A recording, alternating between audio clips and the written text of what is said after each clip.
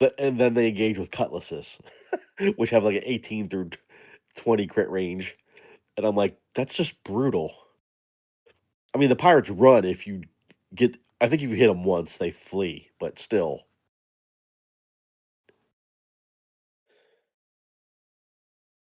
Seems like a poorly designed encounter. First level characters. I think it's the first encounter of the entire AP.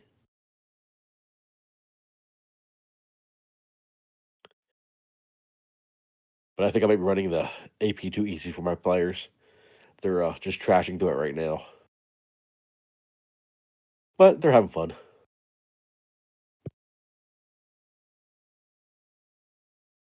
Oh, that same. You're in the area that you fight a monster that I think it does 1d6 plus 4 damage with a bite, and it has a tentacle that does touch attacks that lets it grab you, and if it grabs you, it gets a free bite attack at plus 4 to hit. Oh, that sucks. So yeah, I think it ends up being like plus 8 to hit if it hits with a touch attack. It does 1d6 plus 4 damage. I'm like, that's insane for first level.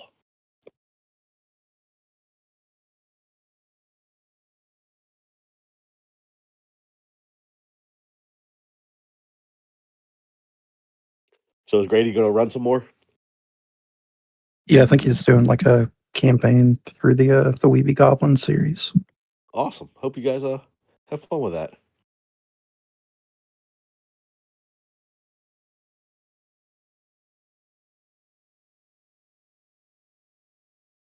They also got a Valheim server, which I haven't jumped onto yet. Yeah, my buddy just picked up Windrose. When he gets internet back, he's going to tell me how it is. We might start playing that.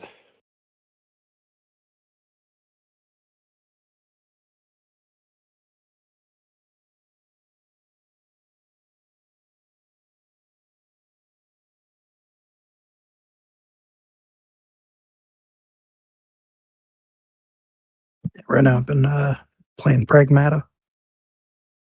What's that? New Capcom game that just came out last Thursday. It's actually pretty fun. What kind of game is it? Give me a sales pitch. All right, so you're in the nearish future. You and your team go down to the moon's surface, where they're using a new material that they found to like fast print, like 3D print strong materials and all that. Like they literally build out a city um, in one of the zones. Like they make a replica of New York City. Well, you get down there, nobody's there to greet you. So you're walking around. There's a bot that gets printed out to help remove some debris out of the way. And then, like, an earthquake happens. You lose all your team, um, and you fall down into the facility. Well, like this little android girl uh, wakes you up and then helps you defeat some bots, and you're trying to figure out what the hell's going on. And but the fun part of it is when you're aiming at bots, she's doing a mini game to hack them open, and then you shoot them. Otherwise, you can't really do much damage to them. So, do you as a player do the mini game, or is the Yeah. computer? So your ABXY buttons on a controller, that's you're maneuvering around a grid to open up parts to weaken their defenses or do other things to them.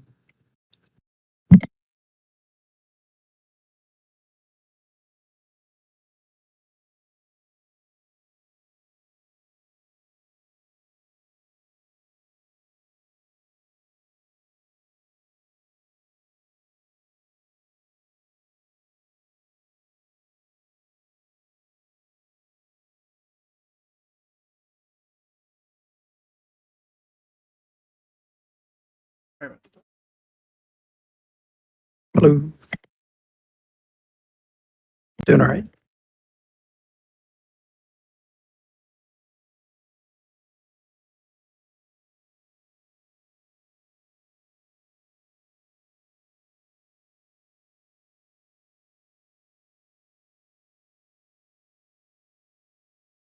No Crixus heroes who listen here. How are you? How are you, Rob Ray?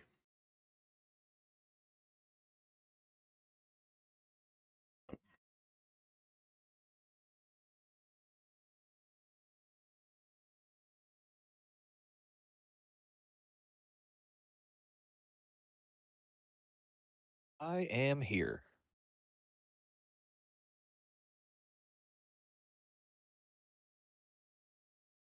I sound okay?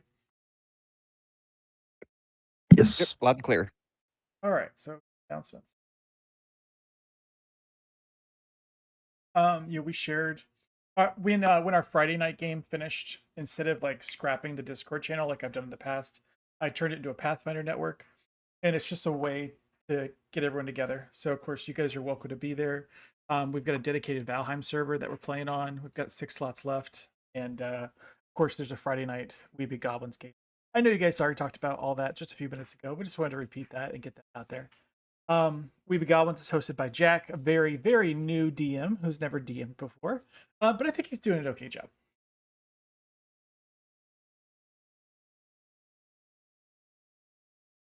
At 6:51, we lost a player, Richter Maximus, aka T.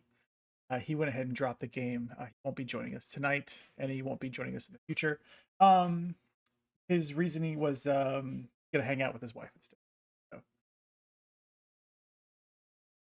Understandable. I could tell he wasn't Real life having. first. Go ahead. No, just real life first is all Yeah. really. I could tell he wasn't having fun. That he's kind of like he dipped out early last time.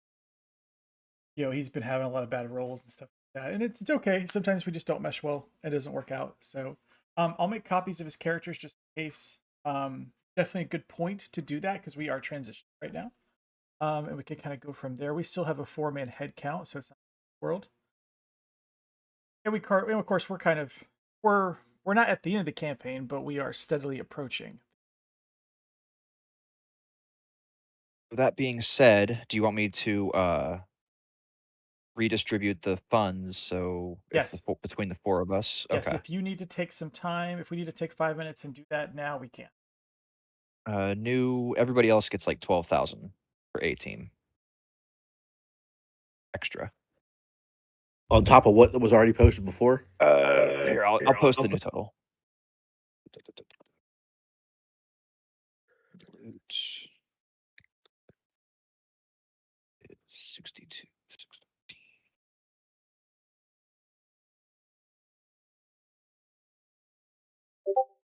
So that is instead of the 50,000.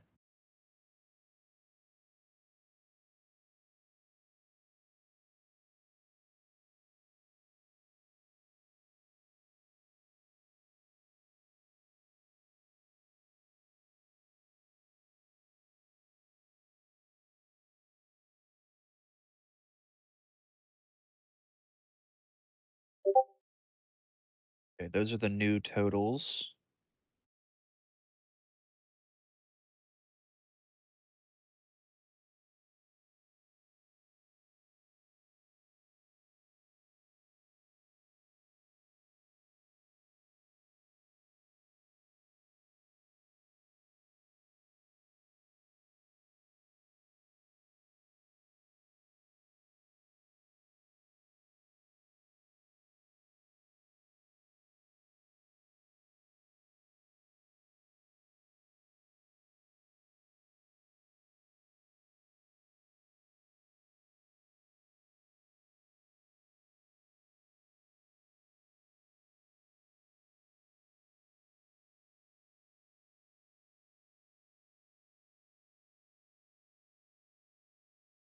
I don't think we've had a long discussion on downtime.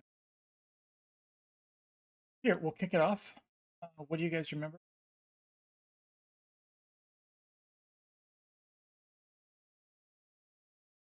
So B team was finishing their trek to go reconvene with the Morlocks and decided to take a pit stop and clear out another one of those gates where we found a bunch of Erdifon corpses with missives to clear this gate for expansion. The tower itself looked pretty beaten down, and there was a lot of gugs hanging out in the depths of the tower that seemed to be under the thrall of a weird tentacle monster. What it was called? Theothelid? A neothelid, yes. Neolithid. And it was pretty scary. It knocked Crixus down in one go. Tried to do the same with Thoric, but he was able to resist. And then as the Gug started falling and everybody was closing in, the Neothelid's like, I don't think I want to deal with this, and peaced out. And I think then we did our looting, got back to the Morlocks, where we found that Vivian, Robre, Stu, and Xander all got the Morlocks back. Not Xander, I guess he wasn't part of it. At any rate. Teams reconvened, and Vivian did a whole bunch of teleporting and got everybody to Trident's Hearth or Isla Magordi Island as appropriate to set up for our shopping session. Yeah. All right. Check out.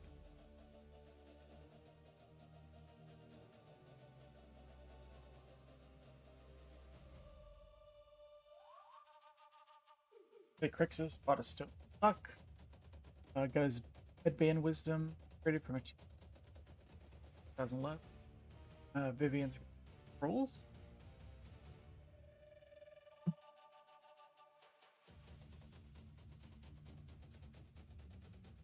Dork picked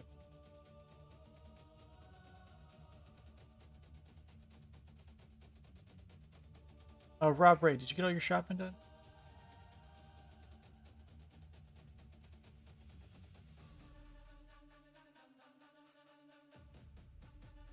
Only shopping I don't see on Rob Ray and Yeah, I think I'm just going to hold on to the 50K if we don't have time to do the. Yeah, I will pretty much do the same. okay. Ooh.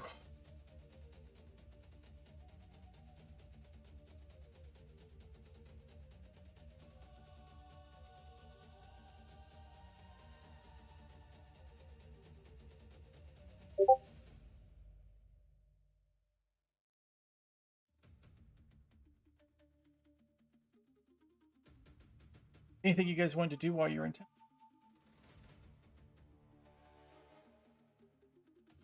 Restock up on real food.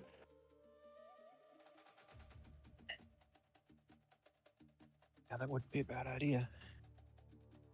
Then Jory, Gunther, and Thoric are going to ask that you guys all sit down and have a powwow and just kind of talk about some of the things that they experienced while below in Ilmer.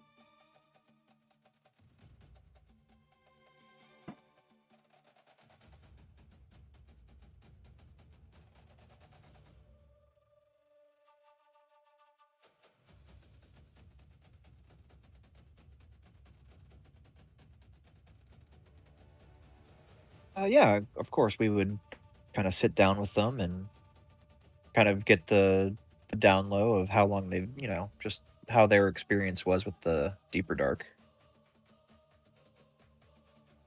See if they need anything, if they want to be employed under Priden's Hearth or Priden's PIs. That kind of stuff.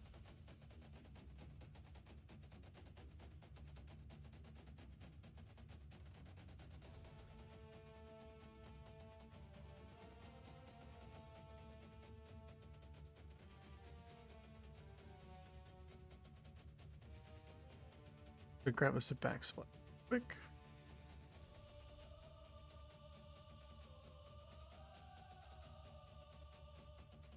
Are we bringing the giant scorpion to town? Thoric could put him in a stone tablet and carry him with us. Put in a backpack like a corgi. Yeah.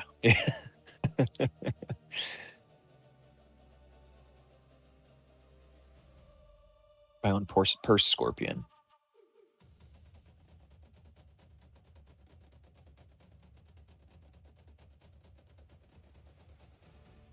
I guess-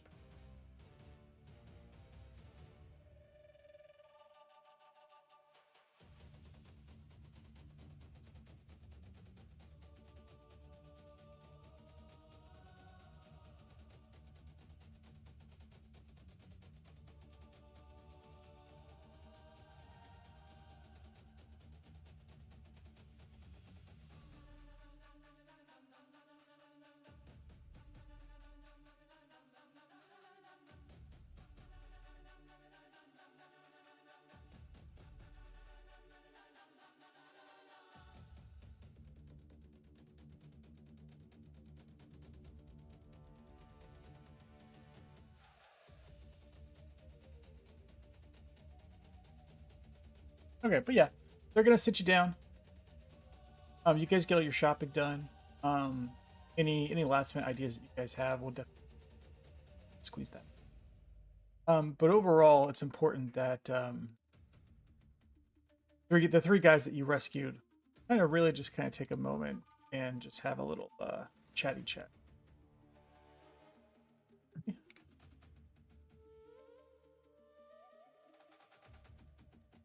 Because they experienced things and they saw things. They kind of just need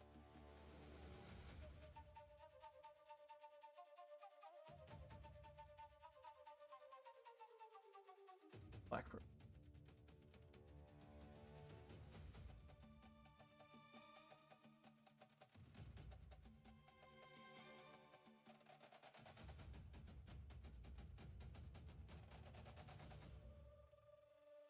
Go and throw your tokens on. I'm gonna hold.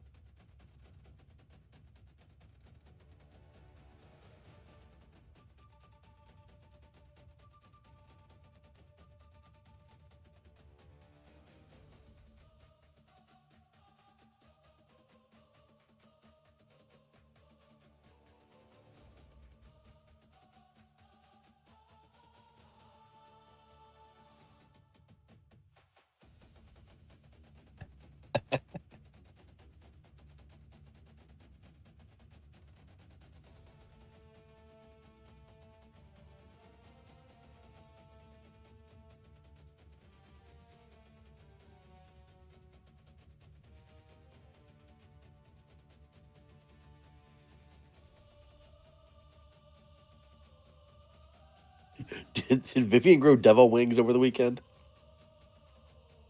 I did. Well, dragon wings. All right, so let's do.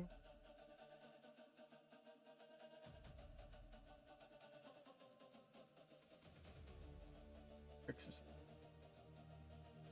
That's it, right?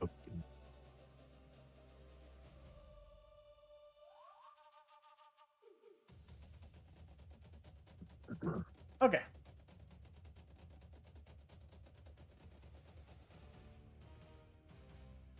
Ooh, they sit you down, got their joy Thoric. They have a serious look on their face. And overall, this is what they're going to say. They're going to say that there's more happening in Ilmeria than you guys might be able to realize. The serpent folk are preparing something big, something that's a threat, not just the living here in Savith's grave, but it's a threat to the whole surface world. It has to do with their god, Eudersius, now called the Headless King. Long ago, in the time of Aslanti, serpent folk had a huge empire. They controlled almost all of the Darklands, now known as the Sekamina. And Eudersius walked among his people on Galerion as a true living god. Well, eventually the serpent folk set their sights on the surface world, and challenge Aslanti for the supremacy for all of Galerion. The Aslanti could only fight them to a standstill until a great hero named Savath led an army into Ilmeria to crush the Serpent Folk once and for all. In Ilmeria, Savath faced Eudurcius and single-handedly beheaded him, finally breaking the power of the Serpent Folk Empire. You probably no doubt noticed that there's more than one type of Serpent Folk. You've had to experience the big, dumb, degenerate brutes, and then also the smart, conniving ones with magic. In the old days, most of the Serpent Folk were of this more powerful variety. They were known as an advanced pure caste, and then over the centuries and the millennia, the degenerates were apparently bred only for war. But with Eudurcius' defeat, the Serpent Folk Empire fell into decline. Most of the pure caste Serpent Folk went into a sort of magical sleep or hibernation, while the descendants of their rest eventually devolved to monstrous degenerates.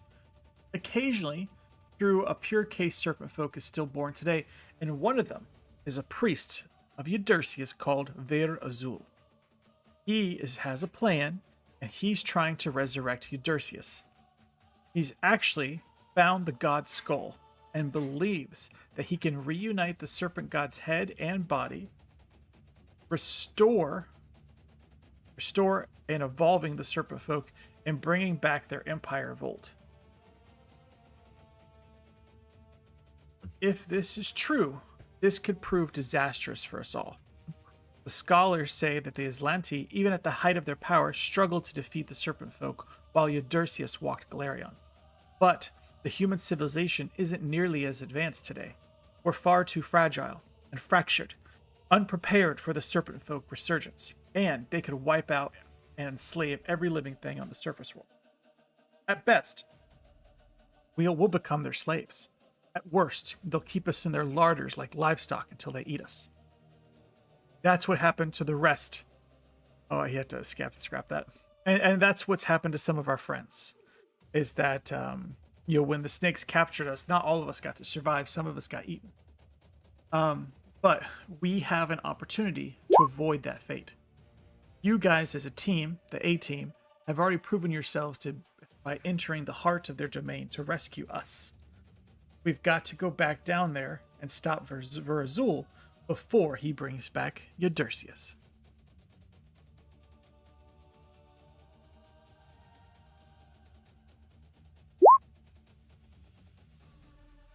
And all of this, do you have a timeline on, do you know if, he's on the pinnacle, right now of resurrecting Eudurcius? Or, is it something that he still has to prepare for?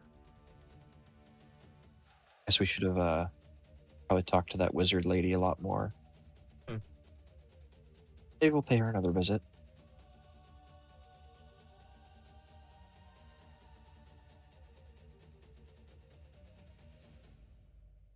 Well, even if Ver Azul manages to restore Eudurcius, there has to be a way to put him down again. So, I don't personally know the timeline, but according to legends, Savath did it with just a small band of hand-picked companions, kind of like us. Savath's grave was built by her surviving followers to commemorate her victory. Perhaps the secret to the snake's god weakness is how Savath defeated him and recorded it somewhere in the city. You know as well as I do that the walls of these buildings are covered with murals and carvings that tell their story. Perhaps you missed something when you first studied the ruins. Or maybe you have been meaning now. Or maybe they'll have more meaning now that you have some context.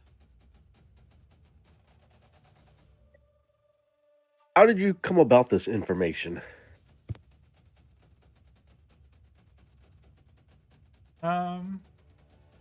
Well, some of us, we found it from our research. The rest we kind of learned while we were captured.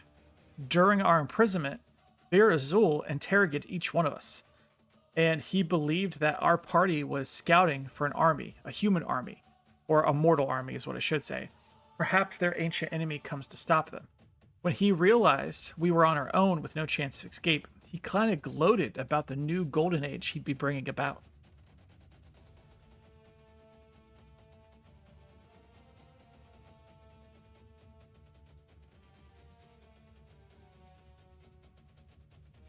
Well, I, for one, do not like people to tell me what I should and should not do. And I don't have plans to be prisoner to anyone again. Plus, I think it might be kind of fun to take down somebody who's a little bit overconfident in their abilities. I've never wrestled a god before.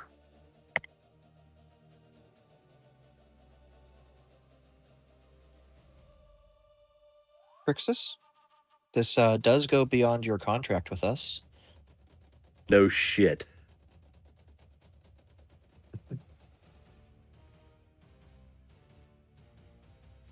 I'll have to think on it. Gunther will jump in and he'll say that Azul must have to perform some type of major ritual to actually resurrect the dead god. If we can slay him or disrupt the ceremony, we can hopefully stop Eudursius from returning.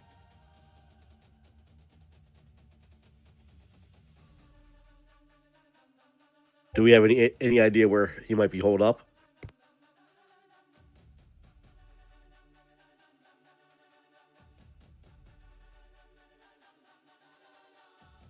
I think we kind of Go ahead. found out that's like the northeastern temple. I think the sorcerer in the tower in the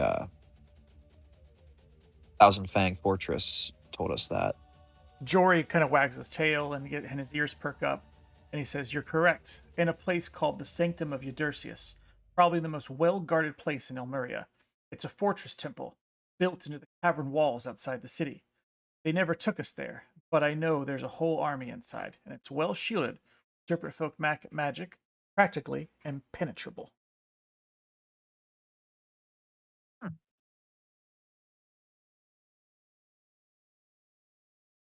Penetrable. Sounds like a nice challenge.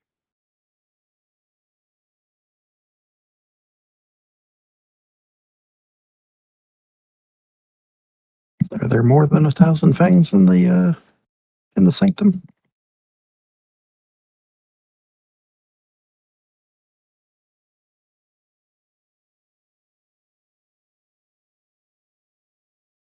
I think that's just it's a scary name that they call it.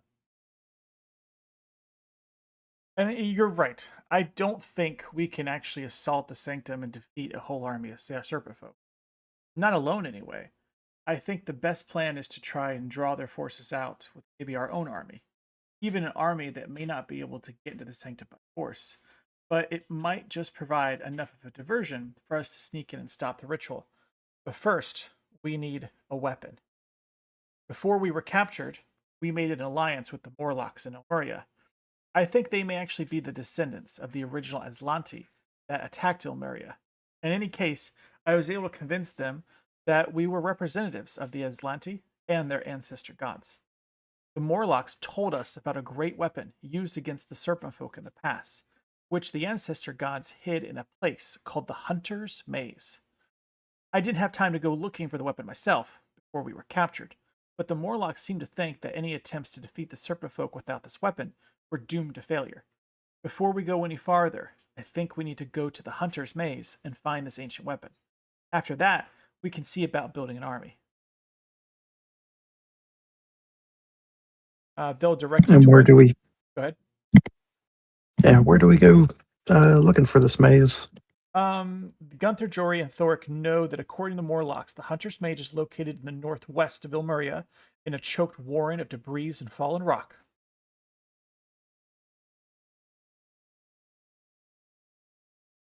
Oh, just so happens that I might have inadvertently been creating allies on the surface part above Ilmeria. But therein lies another issue there. There is currently a tyrant trying to take over the city, and I doubt the contacts I have will be able to spare many people until he is eliminated and the city put mostly back to rights. So that leaves us with two objectives: the weapon and the Monkey King.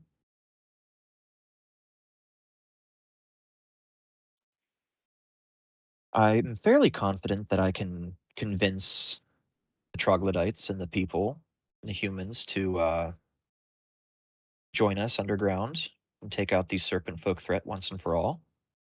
We also have the Erdefant that we're supposed to get an alliance with by killing the general that betrayed them.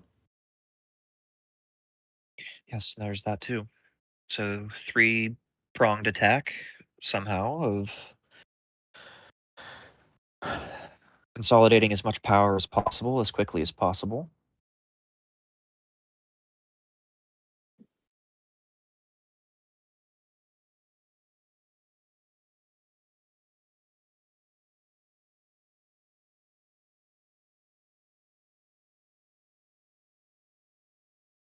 So maybe we should have 2 groups, one going to take out the Monkey King and the other to find this weapon.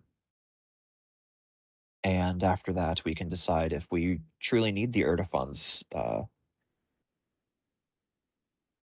allegiance. And if so, I mean, tracking down one Erdofon in a fortress of 1,000 fangs probably isn't the hardest thing to do. I mean, We've done it once. weakening the serpent folk to get an ally is probably in our best interest. Mhm.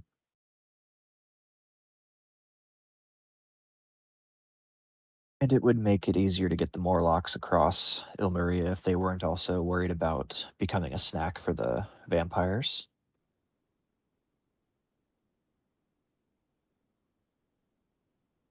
So who would be best suited to, well, I mean, if we do the fortress, who's best suited to get in there, kill the Erdefon, and get out?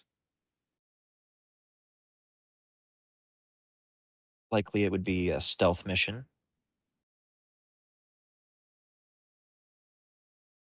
Well, it's probably gonna be a lot of fighting.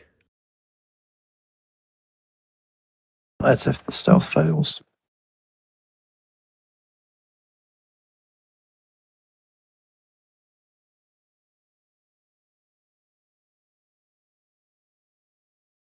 And we'd have no clue what this maze is about. If it's a literal maze, we might need somebody with tracking abilities or at least ones that can think logically, and there's puzzles, who knows what could be in there.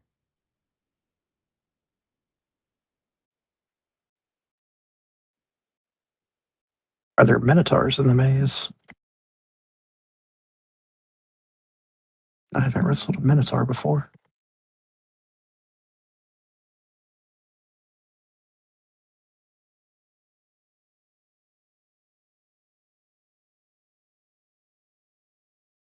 Nor have you wrestled an Erdefon, though.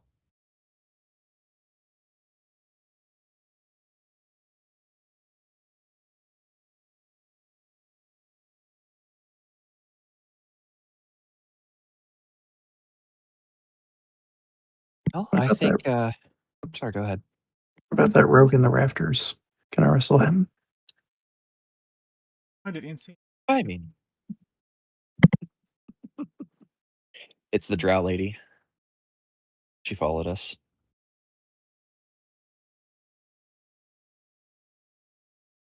Uh, Personally, I think I wouldn't mind going back and taking care of that general. Doric and them, they seem to have had the mission already in their purview of going to the Hunter's Maze.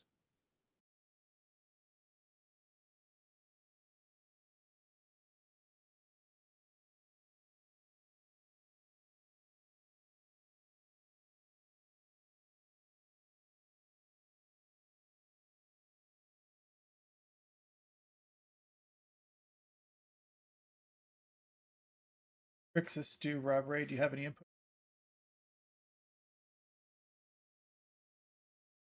Well, Crixus will not attack the Gorilla King because they made a deal already. So that means he should be on the hunter or a non-gorilla. Yeah, if we send B team for the Gorilla King, he's never actually met with them before. That's true.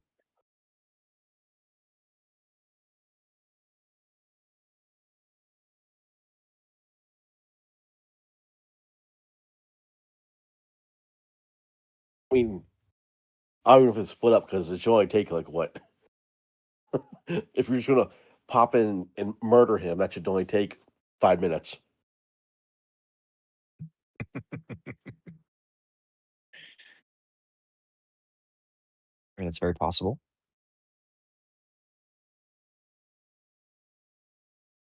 Just kind of fly by and drop him out of the portable hole on top of the Gorilla King and be done with it.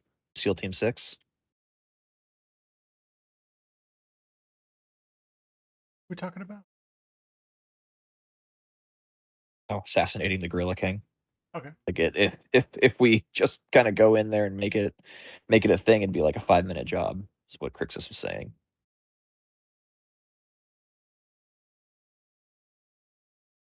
But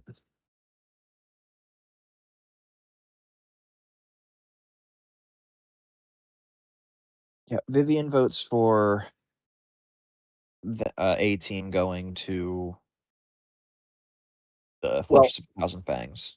if we kill the Gorilla King, well, we don't know the current status of the groups because we have the Troglodytes, the humans, the Boggards were pretty much wiped out, right? Yep. Yep, Boggarts Uh, were wiped out. The bench of no. pygmies, I think, were pretty much beat up. And then the Charachaku, Charuka, the The monkey Thousand people. Spears. they were the other threat group. So do you want to? Are we gonna take the time to stomp them too?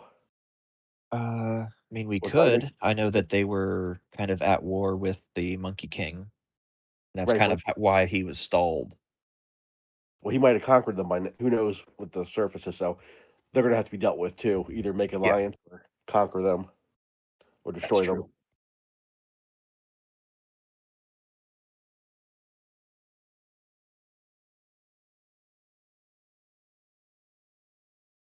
Yeah, we can send B team to the surface and have them kind of put all that stuff down, since they don't have any affiliation beyond our best interests. But then again, that might, well, I mean, I don't know. It seems like it could be a B team thing. Dump a bunch of people, and we can take care of the Erdofond, secure that allegiance, and then go for the weapon, or vice versa.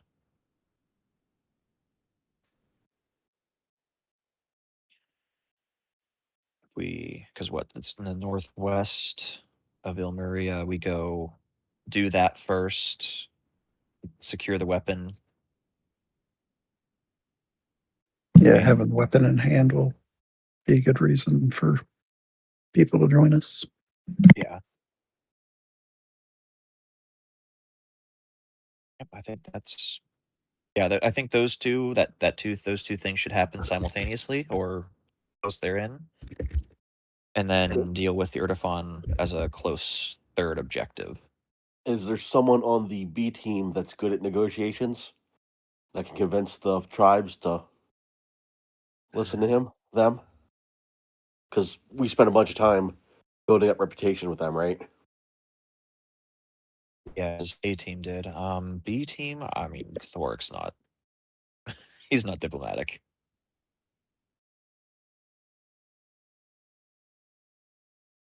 Perhaps Gunther would be able to convince them.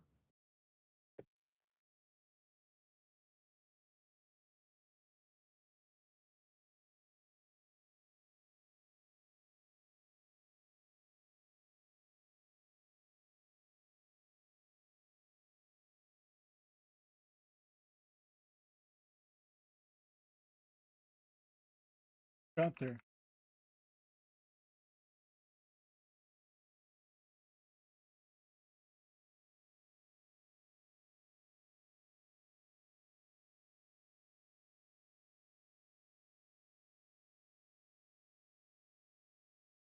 Sorry, what have I missed?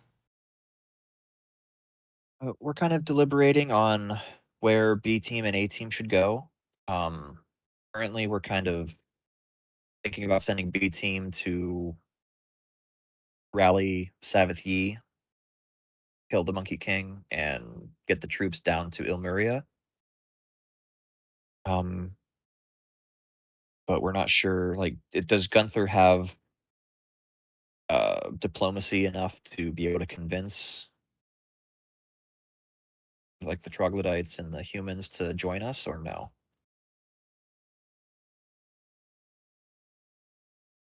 We have some diplomacy, but what other options we have?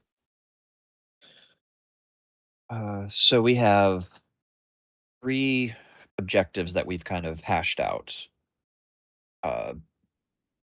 Jory and them discovered a potential weapon that will aid us in getting rid of the serpent folk that fight the serpent folk.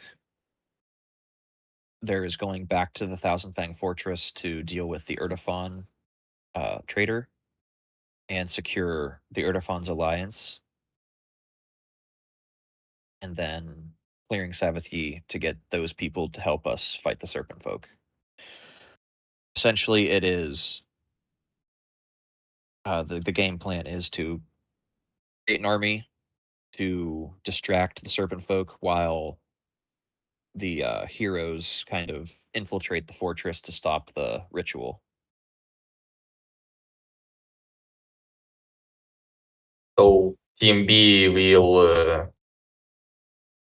participate in destruction of Gorilla King kingdom, and Team A will go to fort, kill everyone there, and then proceed to search some kind of weapon. Yeah. Essentially, that's kind of where we're at. A team gets the weapon and then maybe goes to deal with the Erdefon, and B team takes care of the surface. Yeah, sounds good enough. And about diplomacy, Gunter have it, how it called? We have skill points in diplomacy.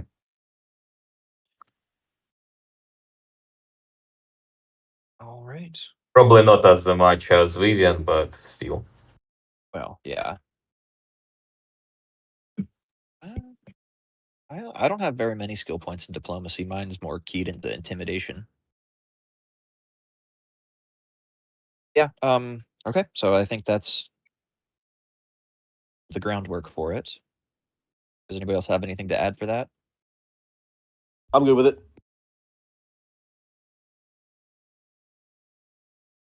How do we Um, plan to kill Gorilla King?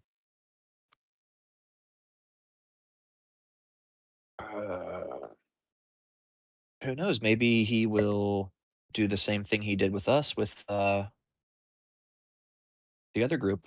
You know, try to take control with the games, and maybe he'll go away peacefully, or I guess try to beat him down.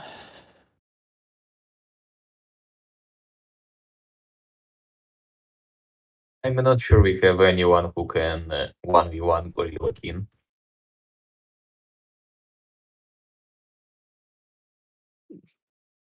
Yeah, maybe not. Toric might have decent chance, but The Morlocks might know somebody. actually I think Toric have a decent chance because most of those games were about Strange and he is Barbarian. So that might actually work. Not guaranteed, but might. But there is a small problem that if we kill Gorilla King at games, we might just get ransacked by a bunch of gorillas. Yeah, there is that too. I mean, that's a viable threat, but at least they will be less organized for the gorillas, and then the Thousand Spears. I mean, they're kind of already a pain in the butt to anybody.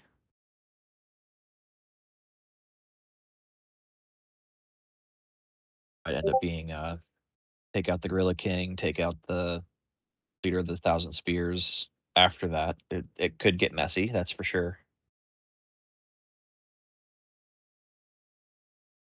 You guys made it back to Priden's Hearth yet?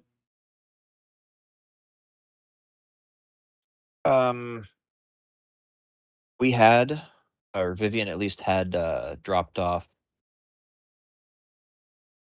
Eris, Zuif, and them. Okay.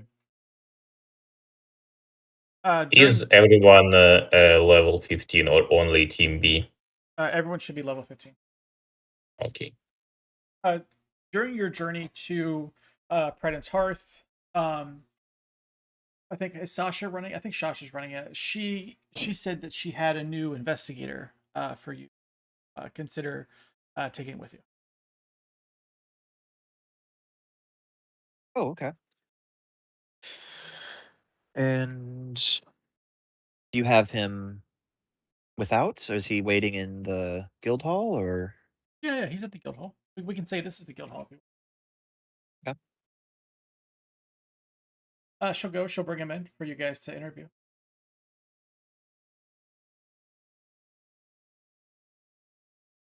Shall we also drop off our other party members, or we will need them in the Solid Grave? I mean, like Zoinf and everyone else.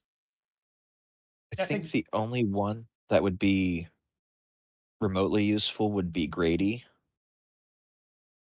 I think everybody else is kind of real low level for that. And I'm not sure if we really want to muddy it with Grady coming too. Just a lot. That's a lot of people for teleporting in and out. That's a lot Are of my they resources. level 9, if I remember correctly, or? That I don't recall.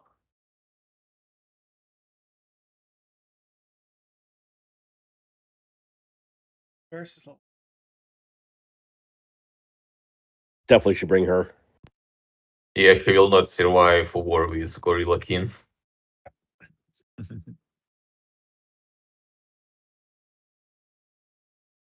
Yeah, she's level 3.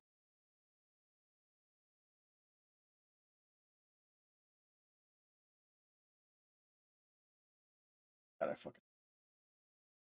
Why did we even bring them with us in the first place? Do anyone remember? A lot of I don't think you did. I think a lot of it got captured. Yeah, I think. Oh yeah. I remember they all were captured and brought here for some reason. Mostly to play on our feelings. Mm-hmm.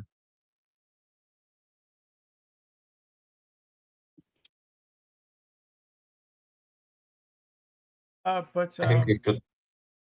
Sasha will bring in this character. Crix.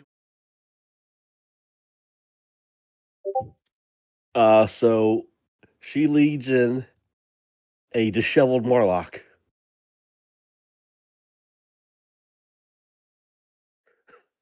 Hello, I am Yuto.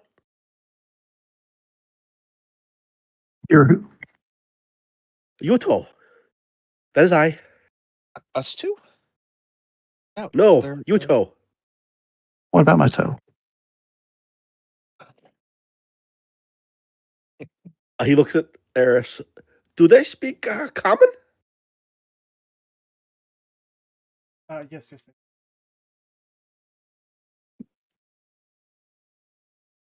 Yuto. I see why you get Yuto. They need help. You have 5 toes. Maybe 10. Wait, he only has 5 toes?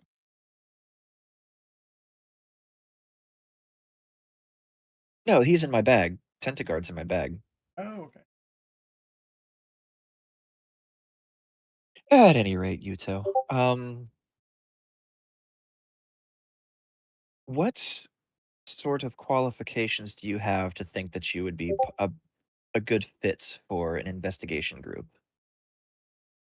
Yuto knows many things.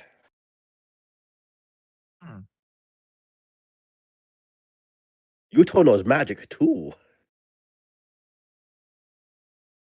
Interesting. What kind of magic do you specialize in? Yuto will show you. He rolls down the sleeves, shows you both sides of his hands. Clearly nothing on them. He brings his palms together, wiggles his thumb, pulls his hands apart, and his left thumb is on his right hand now. Ooh. He puts his palms together, rubs them, holds his hands up, and he has both thumbs back where they were. And he looks at you all expectantly.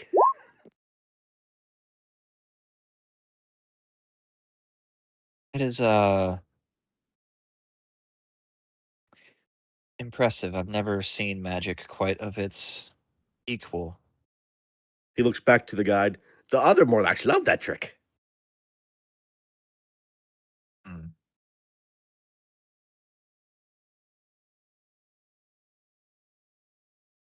I don't know. I don't know. What do you think?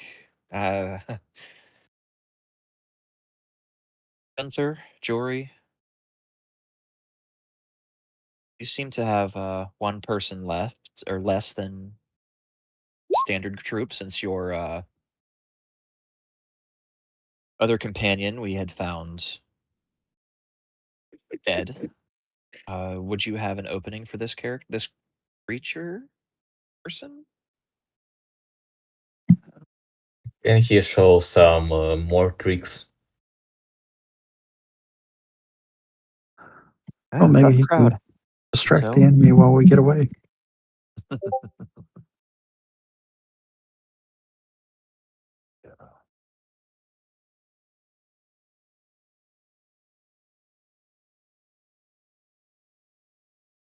Well, I mean, yeah, at the very least, it will be a distraction for you.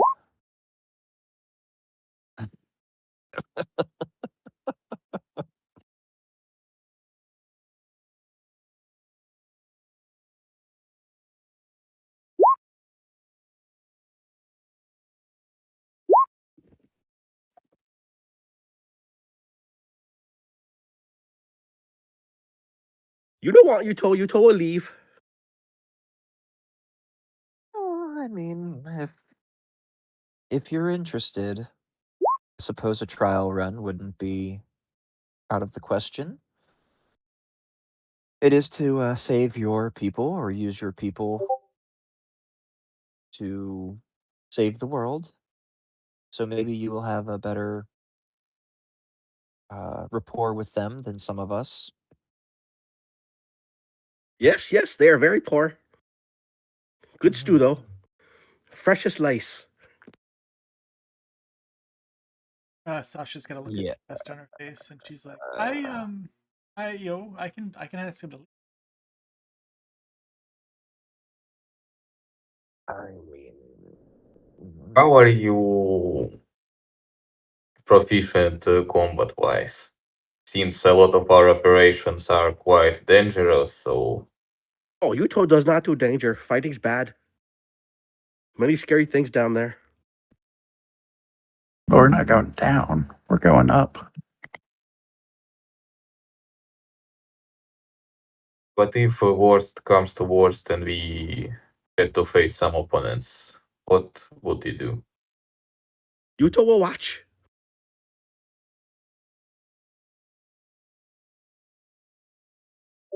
Don't worry, Yuto very good at hiding. He ducks behind a chair. You can clearly see him. oh my. Yeah. I I don't want to deal with this. s- I mean, yeah, Jory, Gunther, it's really your call if you want to drag this Morlock along with you. Um, I will take him with us if you want to use him. I don't know what you're gonna get out of him, of course, but I will actually, as I'm kind of saying this, I'm gonna throw out a detect magic on this Morlock. Just kind of see if there's things that are Absolutely nothing magical on him. Interesting. Interesting. Not even weapons or armor. He's not wearing any weapons. And no armor. He has some leather on, but it's like really ratty and nasty.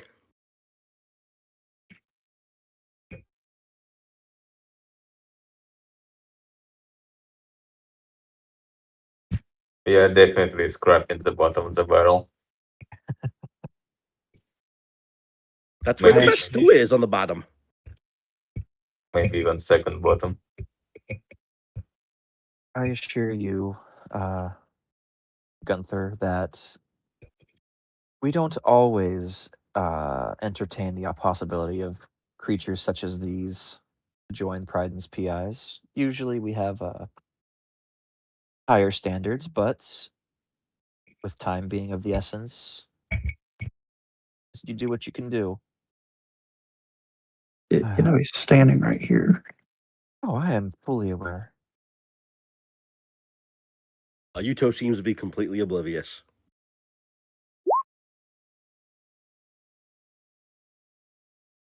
Is someone trying to kill us?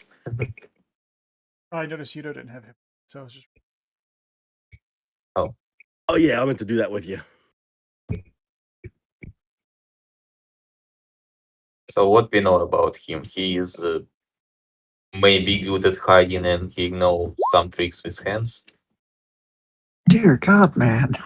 Can you roll any more ones? Good lord. I'm definitely avoiding combat with him.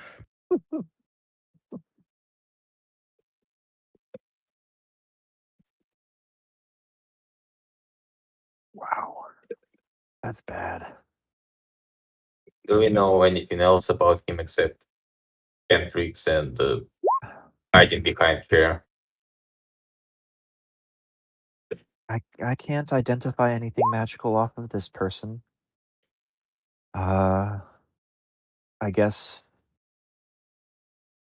if one were so inclined, a more practical demonstration could be had for his initiation.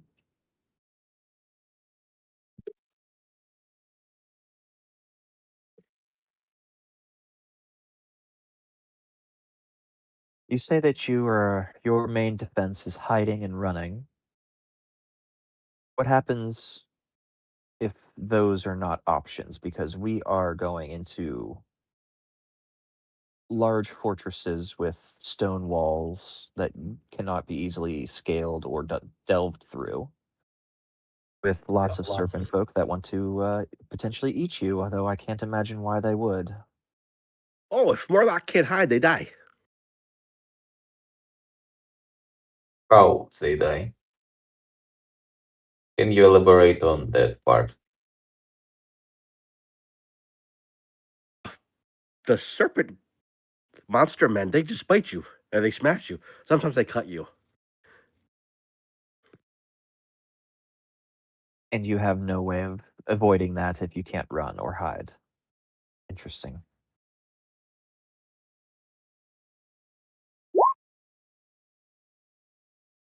Really, Sasha, this is disappointing even with the lack of talent around Priden's Hearth, but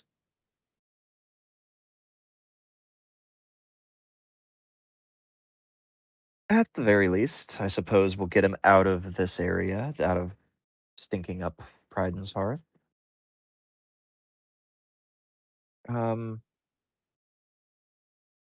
How does 3 silver a day sound, Yuto? Oh, that's lovely. Wonderful. And she looks over at the B team, is like, yeah, this guy's your problem. I'm not dealing with him.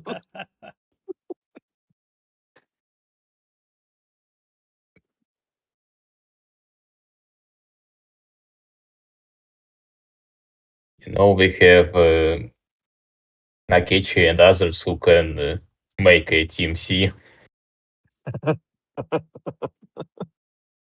and they definitely need some professionals there Yeah, that's fair. to train them. Well, yeah, I think now that we have our C team, our uh, cohorts and whatnot back at Pride and Hearth, they can start training up people again back in earnest. At least, getting the basics done. Speaking of Sasha, how are the funds that we appropriated to you? Are you still flush, or do you need Yeah. another? Yeah, that was a lot of money. Okay, cool. Stu, would you like to go down before we head out? Would you like to go down and try and find your calling with the pet in your menagerie? Of course. It's gotta know it can be beaten. Hmm.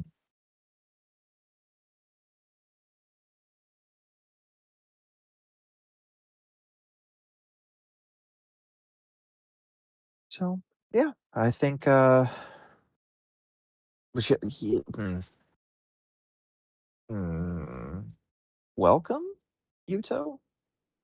I most likely won't be seeing you after we get down there. No, I hide. Yeah.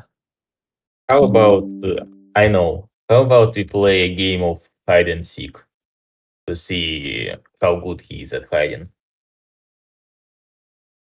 at our guild house? Wonderful. Don't go into my room. That is off limits. I will burn you.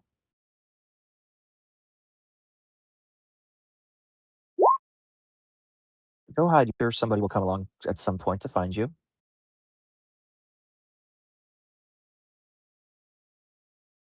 You told not fall for that. You guys don't come back. They do that to me all the time. Damn it. Ah.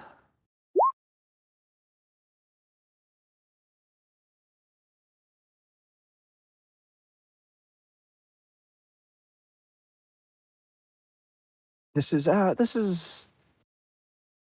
not like one of those types of tricks. I honestly I don't want you in my guild house forever.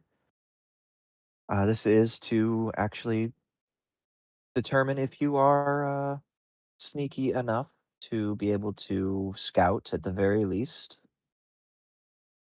Scouting is important. Okay, you don't go hide.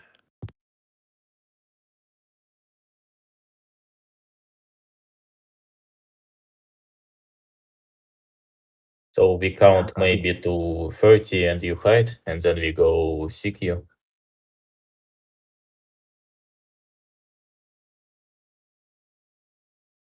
You want to have a stealth check? Can you...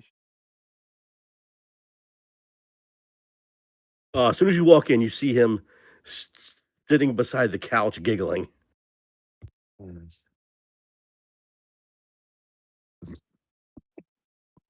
The fuck is this character? Oh my god. I love it.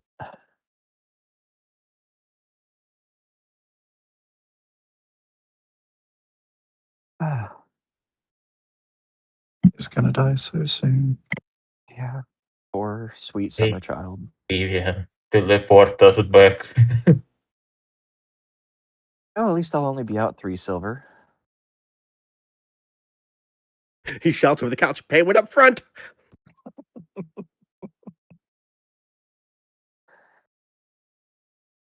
Payment only after work. It's in the contract. Yuto can't read. Oh, wonderful. Let me just make a few more adjustments then. I'll tell you about them later after you sign.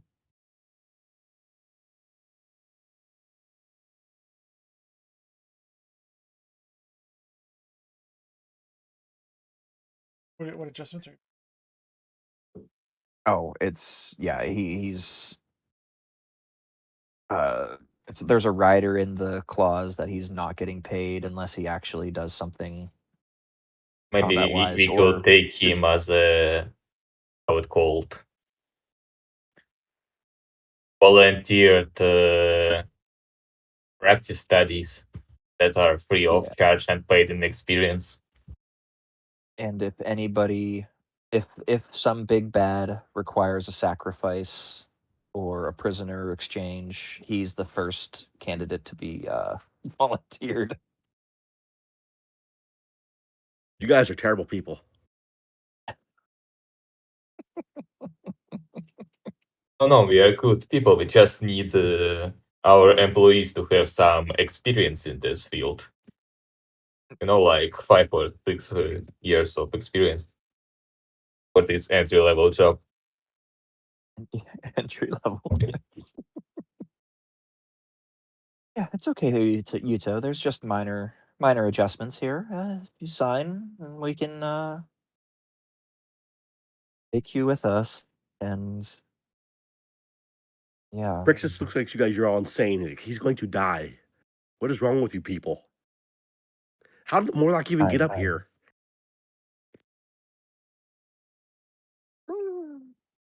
Well, you can see a lot of different type of creatures in Pride and Hearth.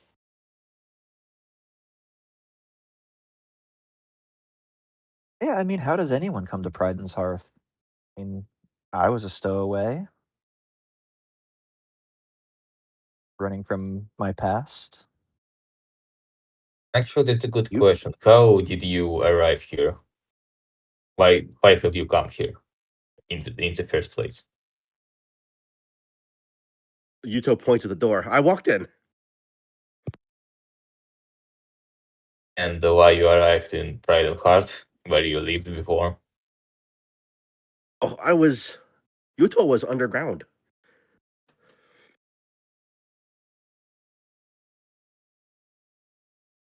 And when you were no longer underground, did you come up from a hole? Did you I don't know. just appear? Yes, I just appeared.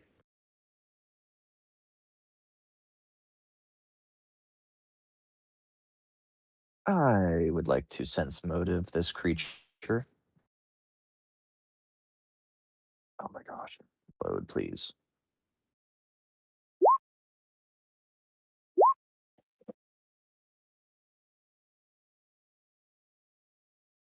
All right. Well, I mean, I don't understand how he appeared.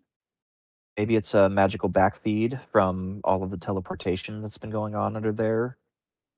Yuto likes you. Uh,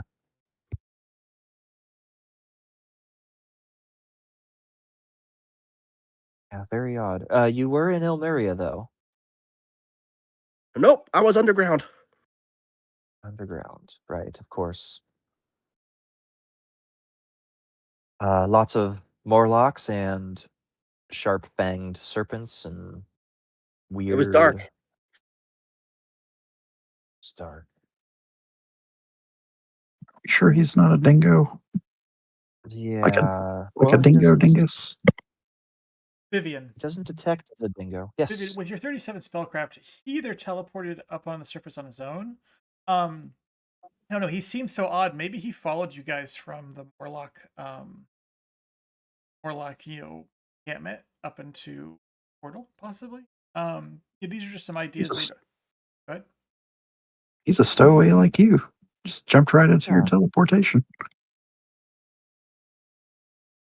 Yeah, that's concerning. I'm not sure of how he could have, but it is indicative, at least, of some savvy in the magic arts. I can't discern exactly what it would be, but maybe there's potential that's hidden somewhere deep down.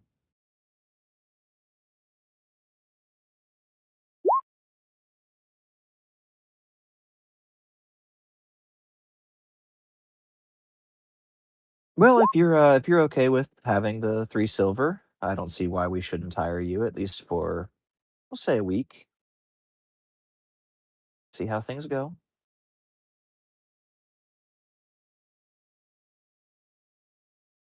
Okay.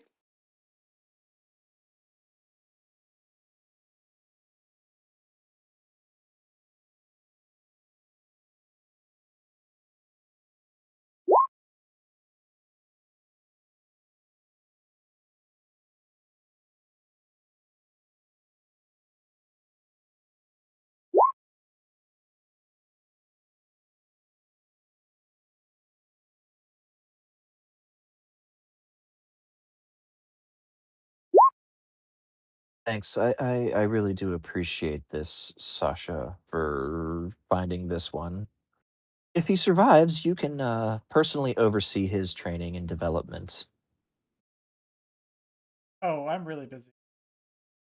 Yeah, no, you're you will be busy. Don't you worry, you will be busy. Maybe you two can help me wrangle a little creature downstairs. Yeah, let's try that. Let's go with that. I'm Okay. actually quite curious to see how he's grown.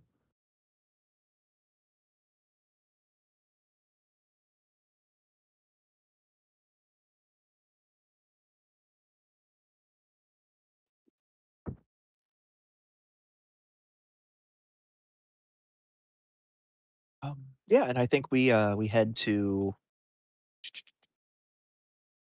the menagerie to check out on our red mantis youngling and introduce him to the B team and be like, "Oh yeah, look at we found this egg. It's pretty cool." Stu's been working with it, unsuccessfully, but yeah, I think there's promise there. The stable. And this is what you guys remember from last time. This little cute little baby. So cute. Sasha's like, well, if you're gonna go over there, you might as well feed him. And she picks out a box. Oh, absolutely. It's filled with like raw meats from the butcher of Brighton's Hearth.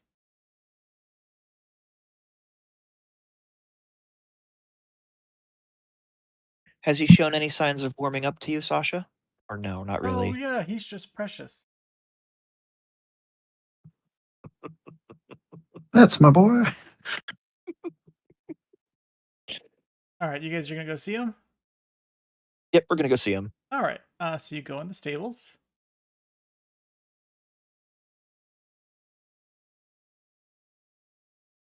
Growing so big. And what Where did all the horses go? was once a small creature is now a large creature. It fits in the stable, thankfully, but it comes crawling out on its four legs and its tail. The scales on it have evolved. It looks almost like a red dragon, but it's not.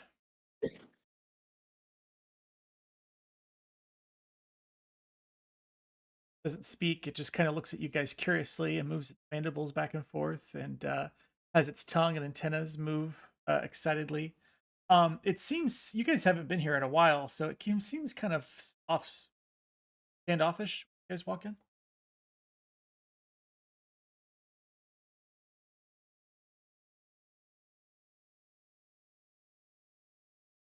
Right, I'm gonna go in with some meat to feed it. All right.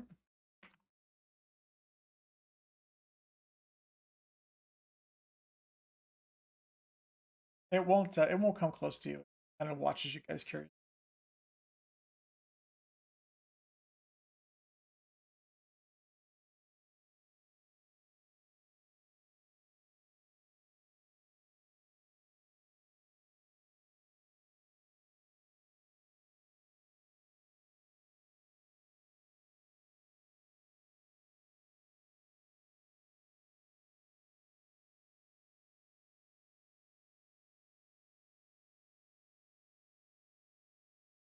Do you want to make a handle animal to try to coax it close?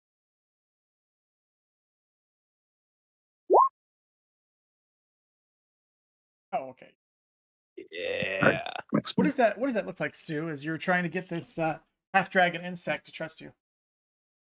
Oh, I'm kind of just holding up the meat, just kind of slowly waving it, and then I toss little chunks of it to the creature, a little bit closer, a little bit closer, just little chunks. It wags its tail excitedly, similar to a dog. Its antenna and mandibles more excitedly as it starts to feast on the meat. The meat disappears pretty quickly, and then it's looking at you for more. And I shall give it more until we do not have any more. It's gotten very big, Stu. It is when it came out, it was a small creature. Now, and how long do you guys think you've been in Moria? Maybe less than a month. Mhm. Yep. So now it's like massive. It's definitely bigger than a horse, or about the same. What is that? That's it's a little creature we found in an egg that we pulled from the fire realm. Can I try to identify what it is? Knowledge nature, knowledge planes. Well, Rixus, it obviously looks like a mantis, but it's been mixed with.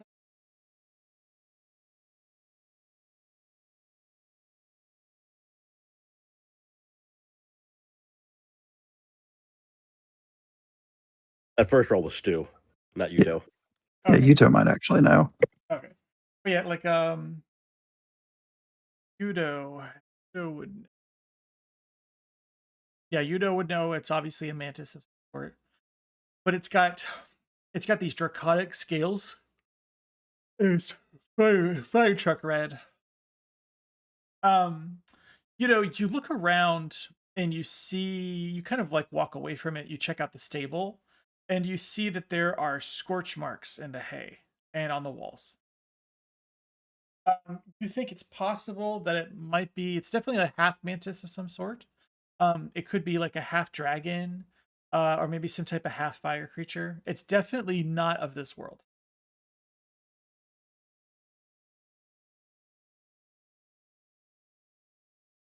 Yuto will just point at it and go, dangerous.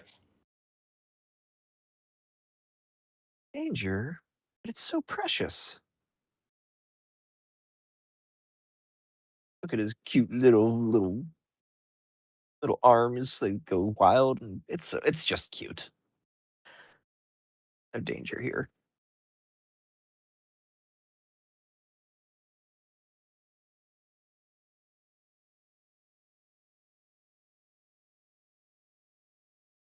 Right.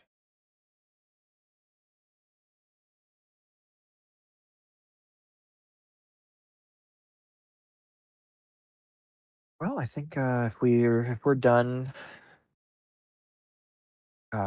shopping and we're done planning out our course of action, the only thing left to do is to head back underground. And that means you have to teleport to Savit's grave, right? That is correct. Yes. We're teleporting everyone together. We have enough power for that. Let me see. I think I can. I think I have to do 2 trips unless people start getting in the bag of hold or in the portable hole, and then I'll just teleport us like that. Maybe you could convince Yudo to get in the portal. Let's see. That would be 1 per 3, so 5 can go with me. So if we put Yudo in the hole, that is or Jory, Gunther, Crixus. Or is Crixus coming with us? Yeah, Or he'll is go. your Against his okay. better judgment, he'll go. Okay. And then Stu, Rob Ray, 6. So yeah, with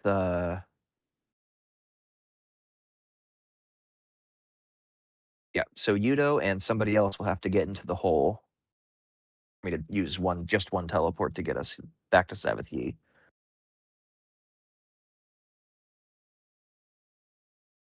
You show him the home, Yuto will gleefully climb in.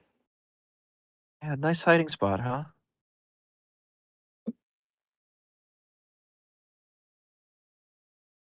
All right. Should we draw short straws? Yuto would like to draw a unicorn.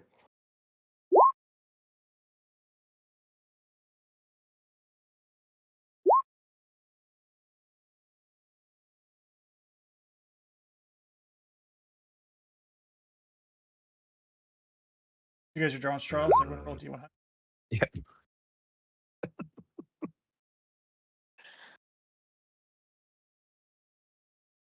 Looks like the big one so far.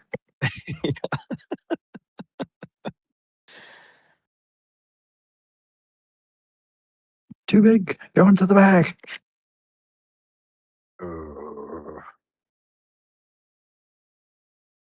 You just stay on that side of the hole. Did you include And he Skitterclaw in your will- math? Yeah, Skitterclaw is now like a medallion.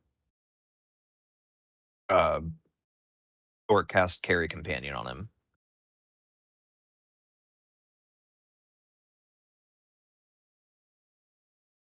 I think I have it written. Yeah.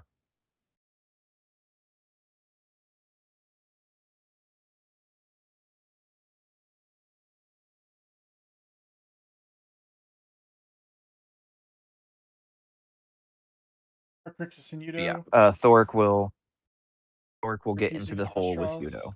Okay. Chin. I'm sorry, I forgot Crixus was here. You just get the log straw. He's Yeah. okay. Thoric right now has a comically Yep. small one.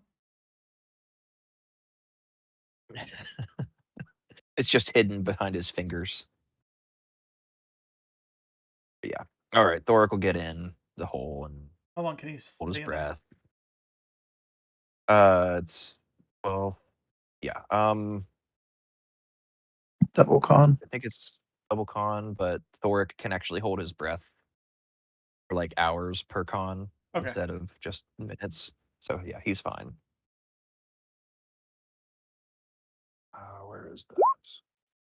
Who do you teleport to the town first?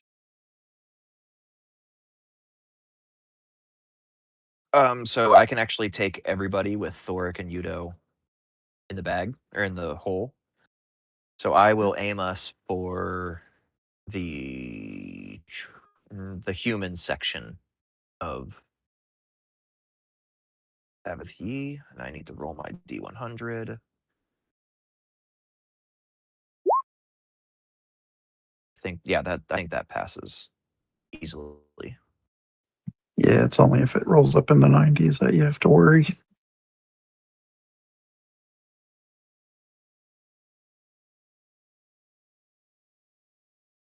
You guys teleport back. It seems quiet in the town. Don't hear any birds or anything buzzing. The wind seems muffled.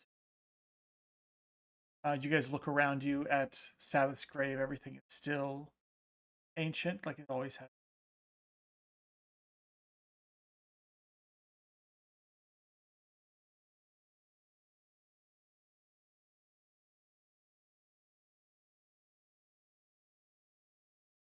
Oh, I don't like this art.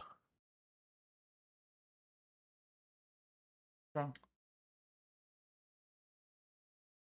The territories. Yep. Territories have changed while you guys are gone.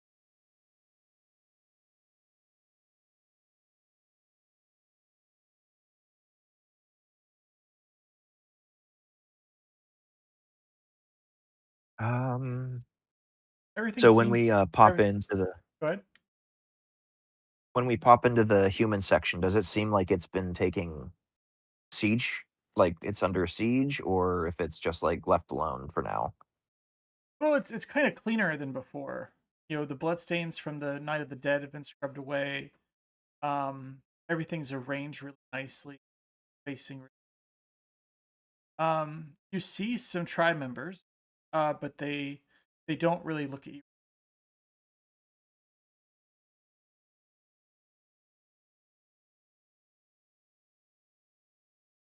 Crixus, you can make a perception.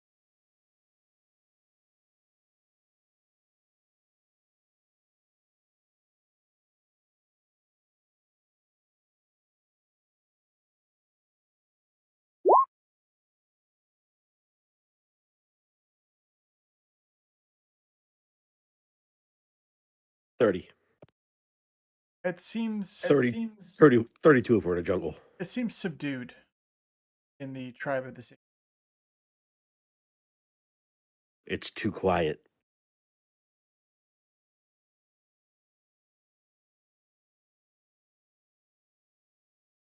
Perhaps we should ask someone what's going on.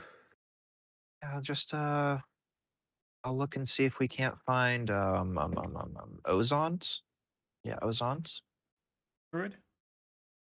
The druid. The Radiant Muse's second. So you walk up to somebody, they won't make eye contact with you, but they, he got called away to the Radiant Muse. We haven't seen him since. And she's up in her loft. Yeah, she's at the basketball court in the back of the. Okay. There's been a guest So- there for quite some time now. She's been.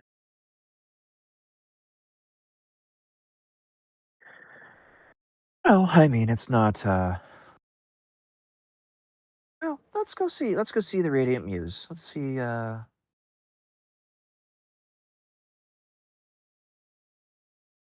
Pay her a visit. What does everybody say? I think that'd be prudent.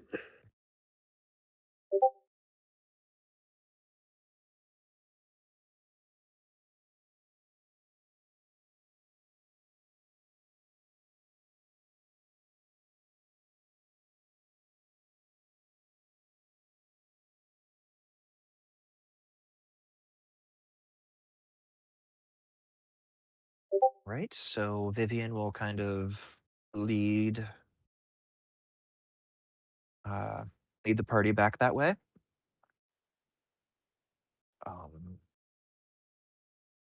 Foregoing her typical floating disc style of transportation.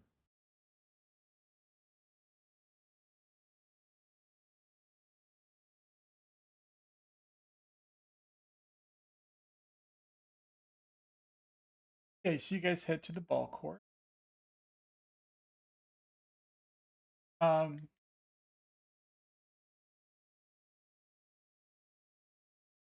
You head up the stairs, up another set of stairs into this wide court where the ancient people used to play basketball or games like that. You see her among her garden of statues. And it seems like there are more statues than there were last time.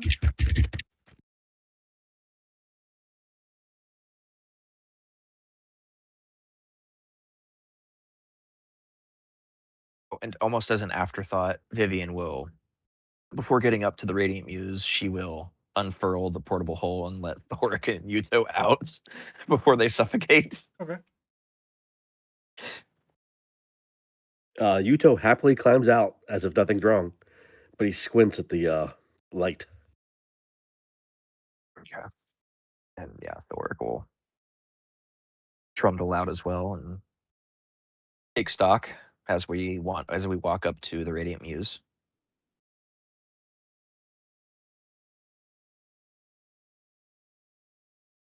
Is there any indications of like who she might be entertaining? Like, is there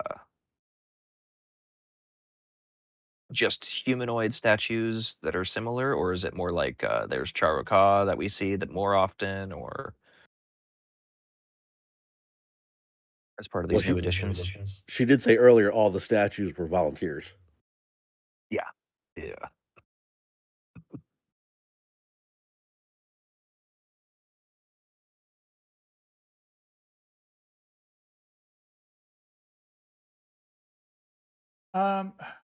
Vivian, with that question, I want you to make a perception. Okay.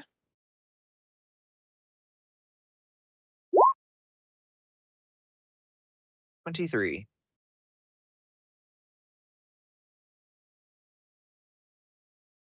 You know the druid, Mhm. second in command. You see him. He is on his knees, in front of her, and he's been turned into.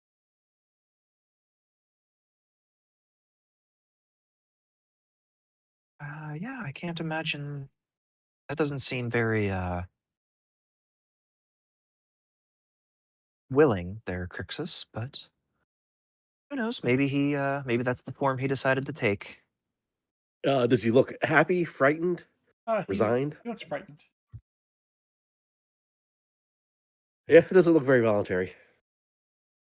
Anyone with a crazy high perception check that's perceptive? like people like Crixus. Really, anyone that wants to go can make a perception. Well, this is for before you guys get.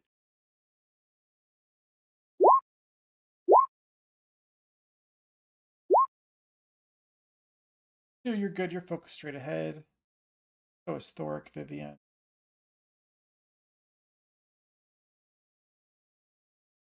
That was your first. 45. Crixus, you know, because you know there's like these mountains that surround the tribe. In the mountains, like not a lot of them, but occasionally you see flying gorilla. Just kind of jumping. Like they're Go ahead. like they're patrolling, or Like they're watching the tribal district. like a skirmish line. Not like a scout. Okay. They're trying not to be seen. They'll fly from like mountaintop to mountaintop and then watch you. They're quite a distance away though. He'll point it out to the group.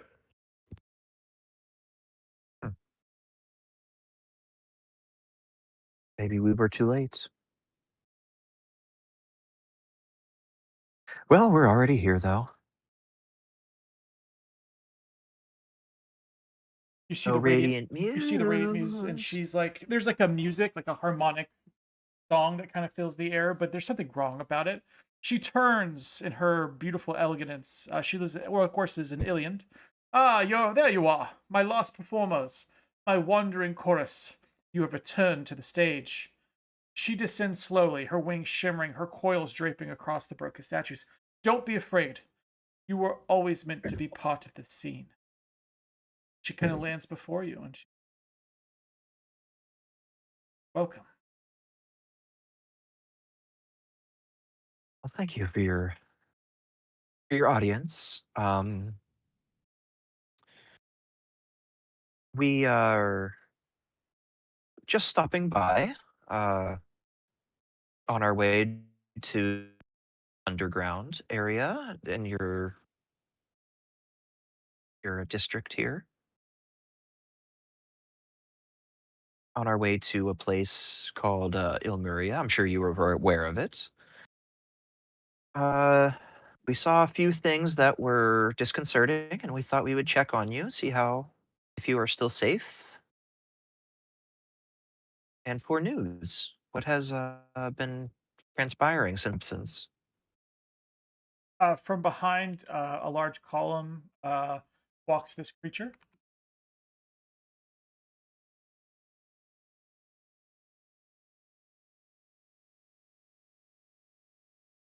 Hmm. Knowledge. What is that thing?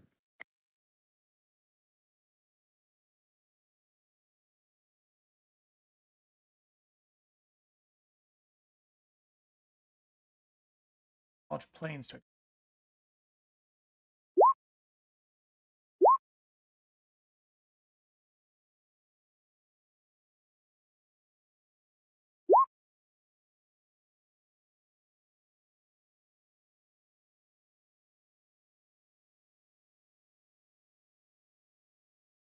No. You know what that is.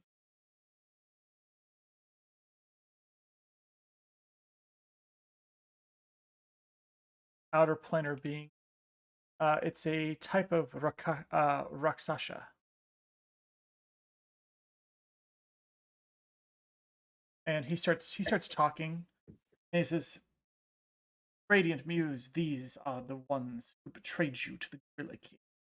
They work for him secretly and seek to supplant your control of the tribe.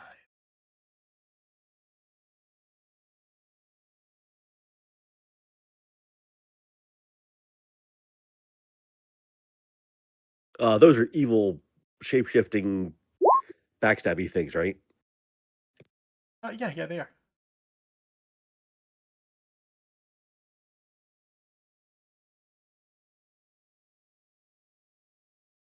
Radiant Muse speaks. She's like, as you can see, I have a friend now.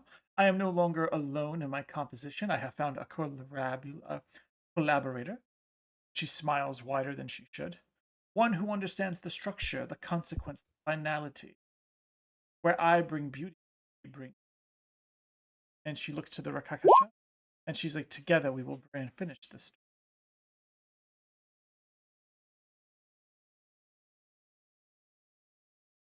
You told me once that time has little meaning for you. It's all about your collections and enduring. That does not seem to be the same tune that you're playing now. You are relying on another, whereas you were once independent and timeless. How did this creature manage to work into your graces so Well, while you were successfully, I away, might add? your friend, the Gorilla King, has been laying siege to our territory. Certain diplomacies. I'm glad you have returned to Sabbath's grave. That we put all of this business in it. Yes, I imagine that we have been dealing with Osant up until recently. Has he not told you, been telling you of our deeds in trying to get this Gorilla King off of your back? Yes, he said much, and she points to his statue in front of you guys. Kind of like in a stone of agony, just kind of affixed there.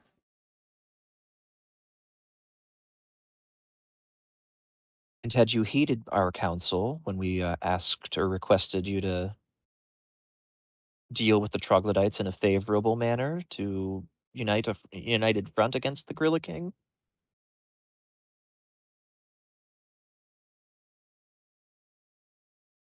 Well, I no longer need to unite myself with the king because he wants, Hmm. and with my friend here, Akarundo, myself, and the gorilla. He starts to identify him by name, Ruthazek. We have come to a proposition. I shall turn you all into statues, and then I shall hand over your statues. Who are your friends here on the right? Powerful allies in their own right. They are the team that will be dealing with Ruthazek personally. And it saddens me to know that you have turned against us. It was always a matter of time, I suppose, but Ruthazek's days are numbered. You have one final chance to turn aside this folly and be where you should be, the ruler of your own sector of this decrepit city. That's so. Very much so. I think you should tell Ruthazek words yourself. She claps her hand. And you hear bellowing outside, "Traitors! Come before me!" About 135 feet to the south, actually 165 feet to the south, from the entrance to the ball court, you hear the voice of the Gorilla King calling out, kind of a bellow.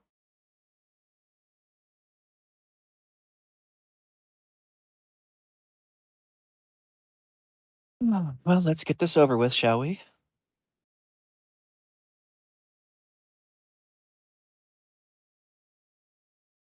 Yes. Brixus will It go, fixes this truth. was a misunderstanding.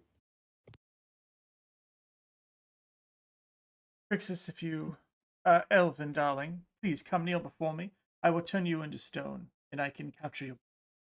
Just hold that. I thought you only took volunteers. Everyone is a volunteer.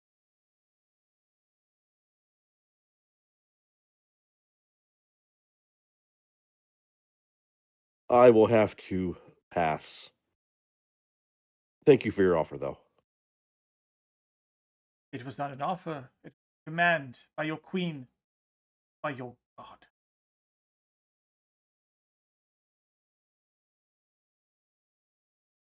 All right, are we going to go to the Gorilla King now?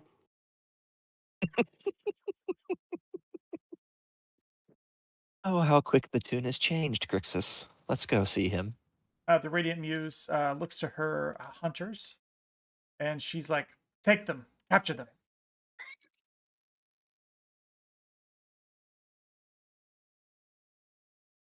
I think not, Radiant Muse.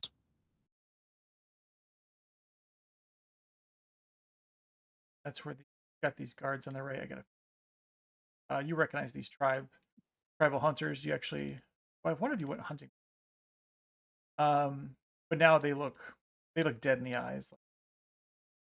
Change. You'll see them start moving towards you guys. The Radiant Muse, she will fly into the air. Akarundo will start laughing maniacally. And then, of course, you hear movement happening at the entrance of the ball court, 105 feet south. I think that's a good time as any. Let's roll. Yes. Oh.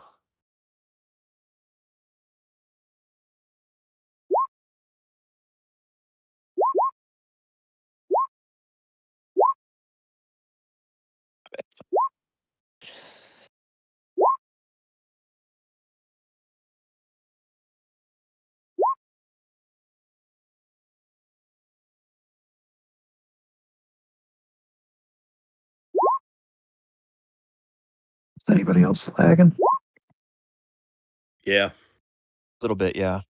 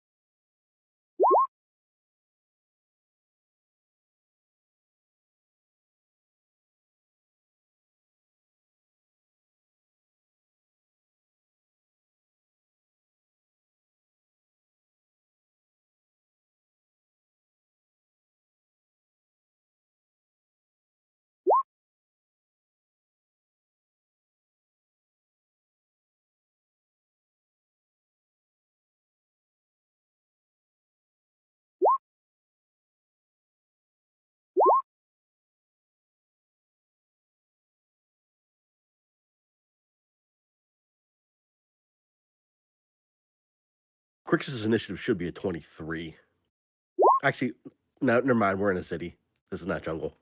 Never mind.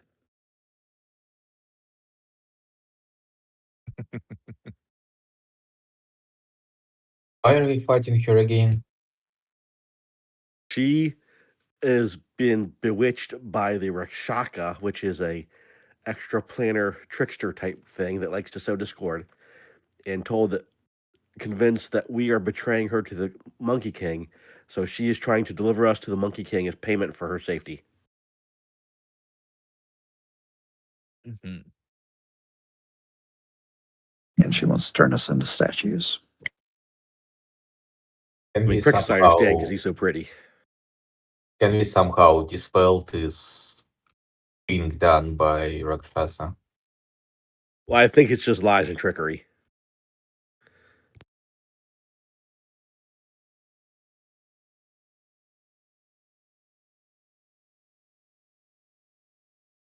Well, it could be magic too. Yeah, you never know. She She's in the air, and she starts doing a burst of a bardic performance. She's got her instruments, and she's playing them. Going to do Inspire Courage +3 on her companion. Right, Jory Wolfhard, it's your turn. Let's see. So I'm going to. Where is it?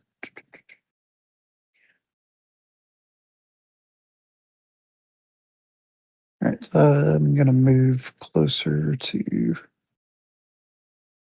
this group.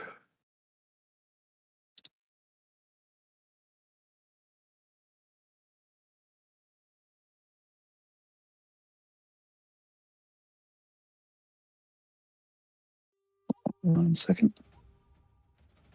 Starting there. Is that a chandelier or is that like a pillar? Can I stand like right there Yeah, you're without fine. getting burned? Yeah, it's just like a Okay. shadow that I put on the map. Okay, so everyone within 30 feet. I'm gonna say tag team them. Everybody gets outflank.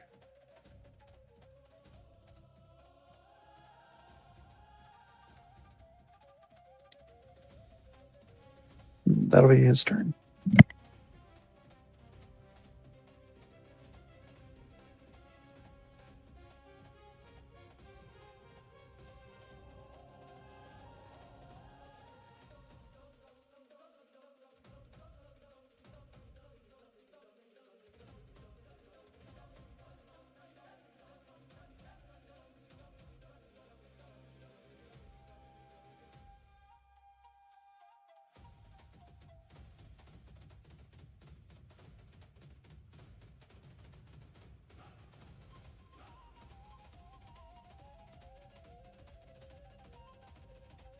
Which direction was the Monkey King noise coming from? Outside, way? outside to the south.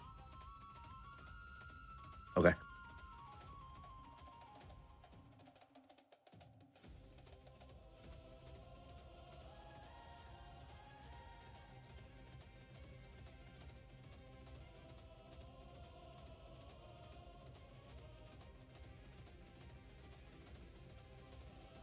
Gonna move up to Thoric and attempt to grab a hold of Thoric. 32 to grab you, Thoric. Let me see. That's probably enough. Yeah. You guys are great.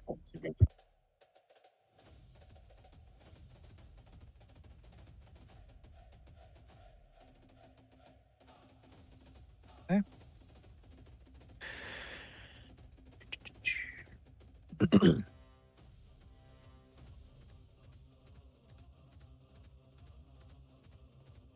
Not really trying to like harm you, but just like control what you got going.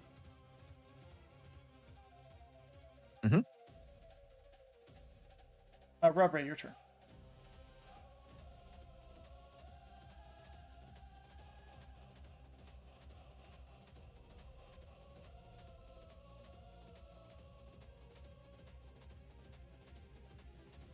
Rob Ray.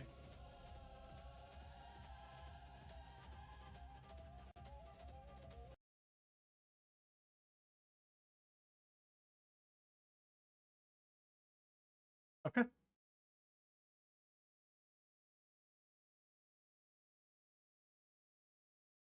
Yep. 42 hits for 20.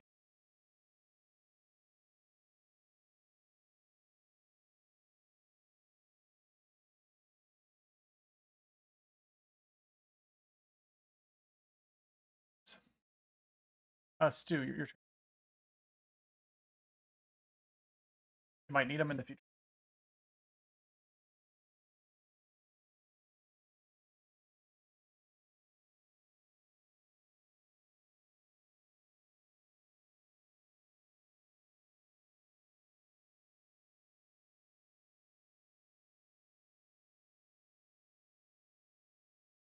Yeah, you're looking for a 25 on them.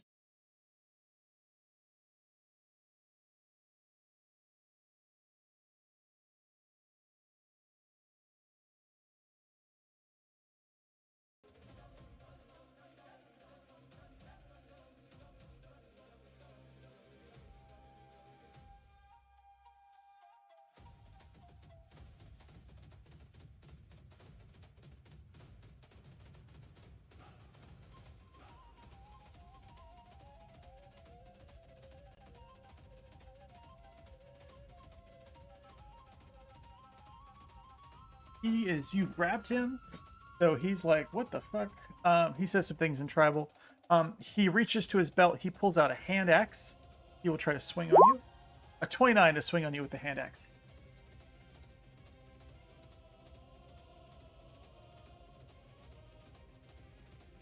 If that misses. That misses. Yep. Rix, it's your turn. Actually, I am grappling right now, so let me turn that I didn't on. put any modifiers on me, so I think it's a wash, right? Okay, yeah. Yeah, if you're both grappling each other.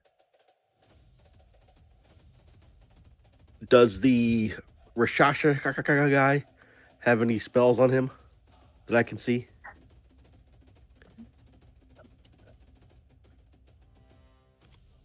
Like, is he vibrating? Are there 6 of him?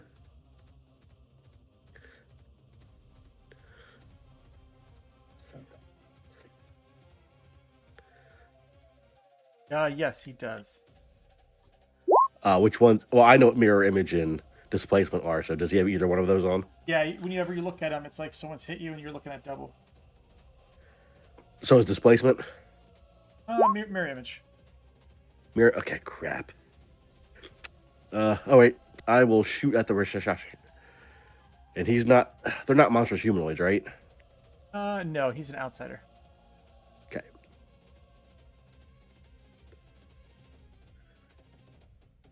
Oh, I should have measured earlier. At least too far away. I will 5 foot. No, yeah, 5 foot there, and shoot at him.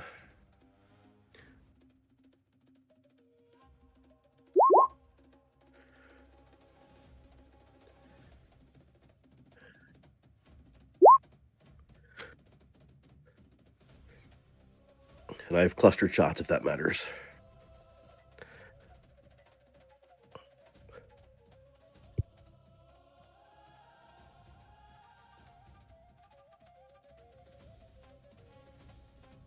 Sorry, I'm on a new computer, so I don't download them.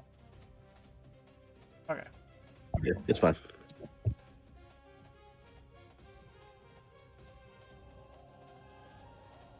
Oh. All my arrows have limning.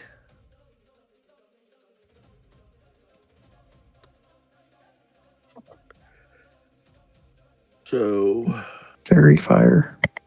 sorta. Did a full attack? Yep. Okay. Oh, it is fairy fire. So All it gets rid of blur, displacement, visibility, and similar effects. 31 If misses. it hit. 19, 11 misses. 33 hits. Roll a d.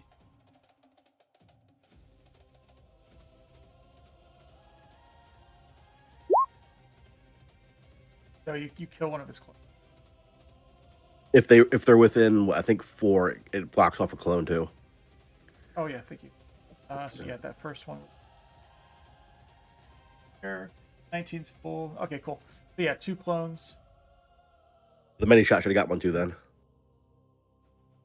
All right, cool. 3 clones down on the Rakakashasha. Nice.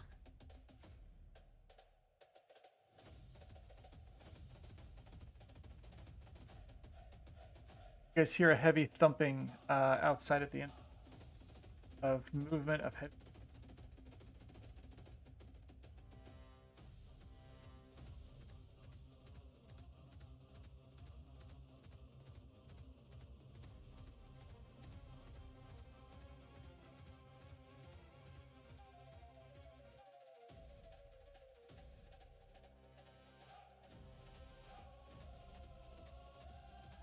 Got their garrison.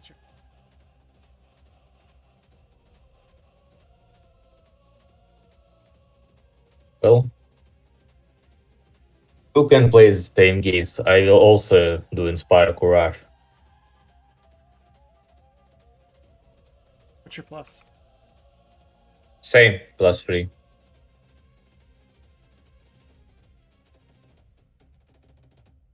And I will move closer to everyone. Oh, are we getting the bard And off? Are you guys gonna catch each other's spells or songs? I've never seen one of those. I want to. It's possible. no, It's just dueling banjos. I am not. How it's called? He's a paladin archetype that has abilities that functions that function identically to. Yeah, and I don't have Counterstone or something like that. I have some of bardic performances, but not every one of them.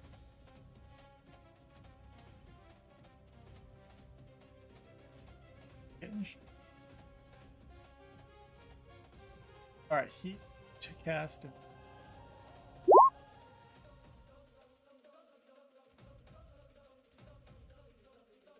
Is that either? Did you shoot him with limning or did you miss him? The fairy fire would hit all of his mirrors. Yeah, hit all mirror image. That actually didn't hit him.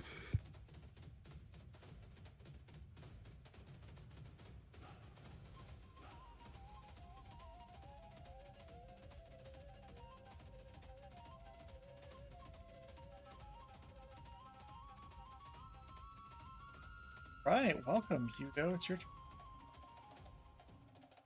Yuto will look very confused. He will ask, "Who we killing?" Where'd the Shaka go? Oh, there's so much going on.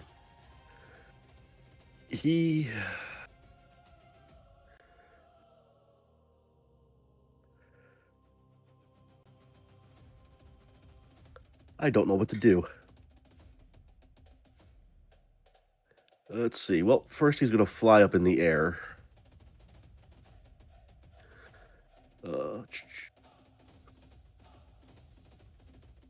30 feet up. How do you change elevation on this? Bam.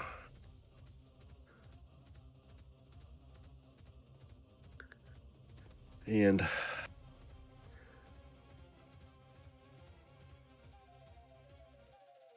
he'll cast displacement.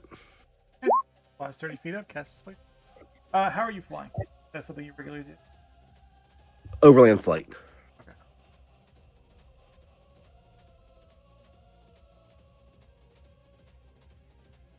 Guy is going to try to grab a hold.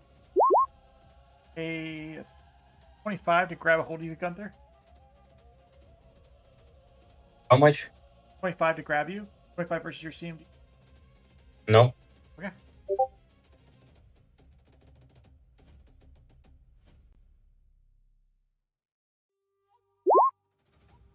Point 2 to grab Vivian. Wait, did he go through my space or did he go around? I had him go around 5 feet this way and then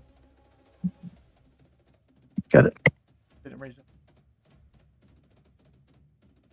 Point 2 to grab a hold of Vivian. Oh, Vivian's not here. I'll have to check real quick. All right. CM.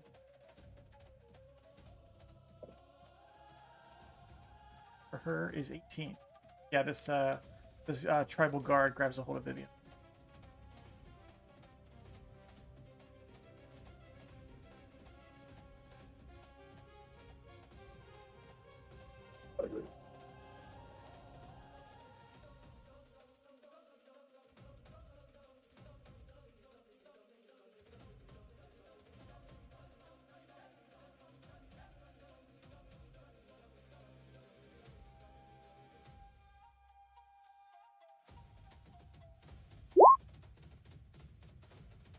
Eight. Checking out Thork. Thork's got CMD 7. That is another grapple. Work. Grapple. So 2 people are grabbing hold of big door. Quite mean and nasty. Vivian, are you back? Did Vivian get grappled? Yeah, she's been grappled now. I will, sorry, I was chasing my cat. You're fine. I will cast Liberating Command on her That give as her an immediate escape action. artist? Yep, she gets an escape artist with plus 12 check. So 18? Probably not.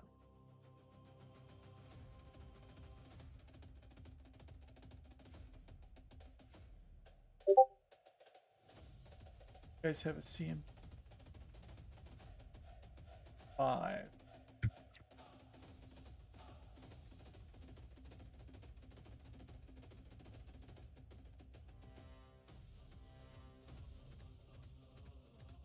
Would be the initial check. That would have been 2. Yeah, so they still grab a hold of you. Vivian, it's your turn. Okay, so to cast while grappled, it's that 22 plus 10 plus double spell level. Or is I think that's what it is? Or be just plus spell level? Oh, gosh. Okay, give me a second.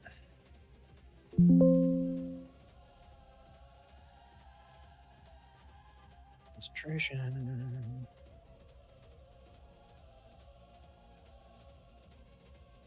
Gold, DC 10 plus CMB plus the spell level. So what's their CMB? CM 12. Okay, so let's make that a 15. Well, so 22. 25. Okay. 25 base.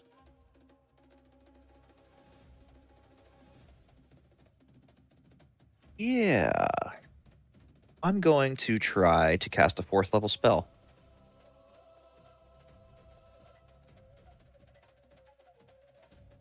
So that is 25. That is a 29 I need. I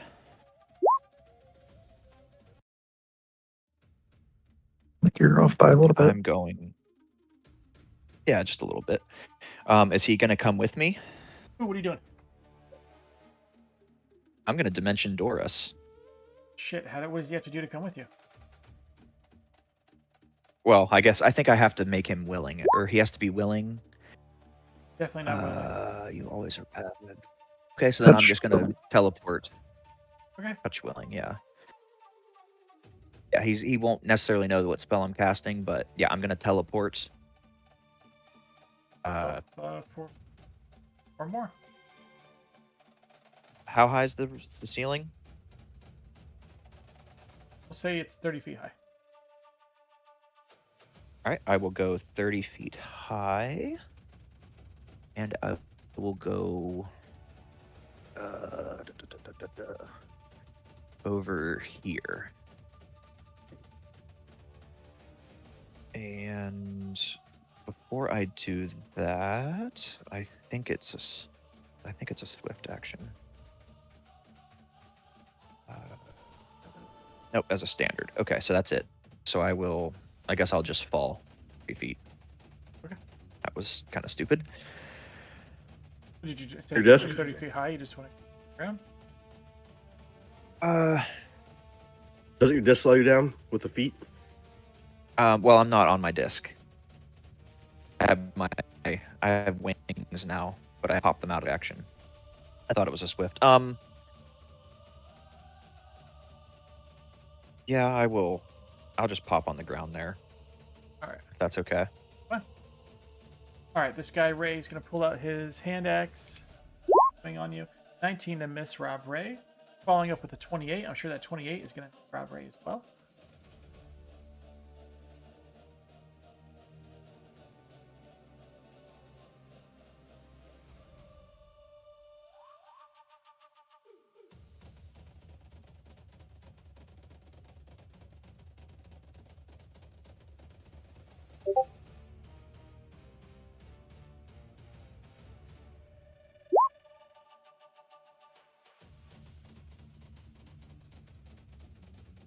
Or your turn. All right, so they got these two guys growing on me, Yeah, you got 2 grapples right now. laying on me. Then I'm gonna kind of chuckle at them, and I'm going to turn into a huge troll. Huge, not large. Huge, correct. Is that a spell or a supernatural? It's wild shape, natural. Okay, cool. All right, what's that make your reach? a bunch. Like my range normally is 20, then with reach it's another 20, so I got like 40-foot max reach.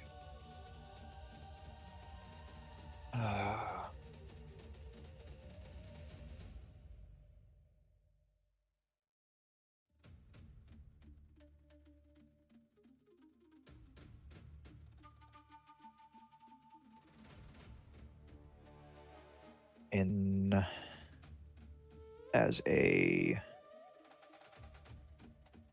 let's see, what can I do? It's a CMB to try and break free. I'm gonna go into a rage as well as a swift action or as a free action,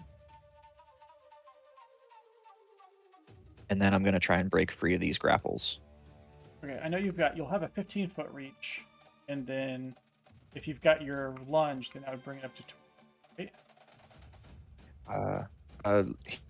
Huge is 15, right? Huge is Yeah, 15. I'm yes. sorry, I said 20.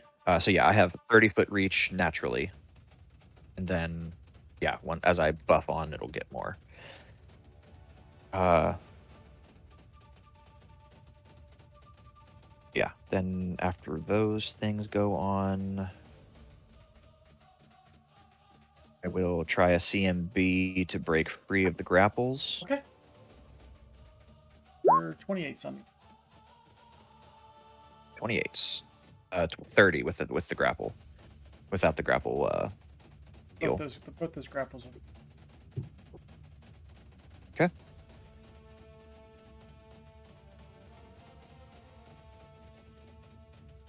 No longer grappled. Changing shapes, is that a move action or A standard.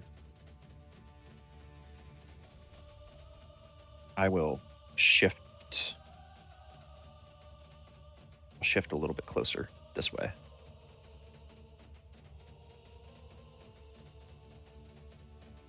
check out? Got improved. No. That's 2 standards. Right? Oh, yeah, you're right. You're right. Yeah, you're right. So yeah, I will be, I guess I'm still grappled. Thank you.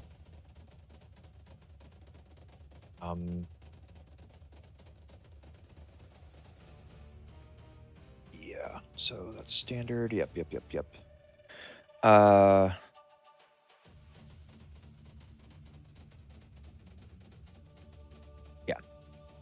And then everybody around me in my reach needs to make a fort check or a fort save, DC 19, or become fatigued. Does that include you or your friends? Yep, includes everybody. Gunther, you'll make a 42. Judo makes 1. They both pass.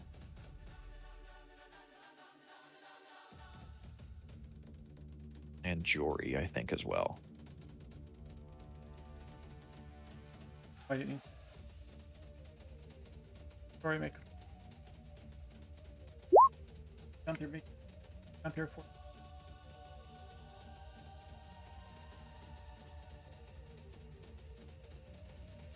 What's the DC? 19? 19, yeah. Jory's fatigue.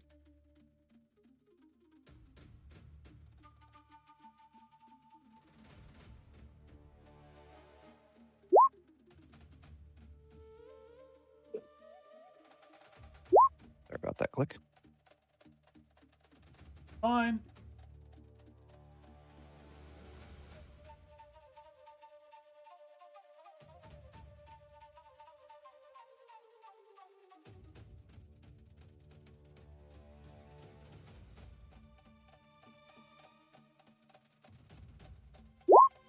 How long does that last for? How long is that fatigue? It just is. So you have fatigued, you need the rest to get rid of it, I'm pretty sure. As long as it remains within the reach. So as long as you're within reach.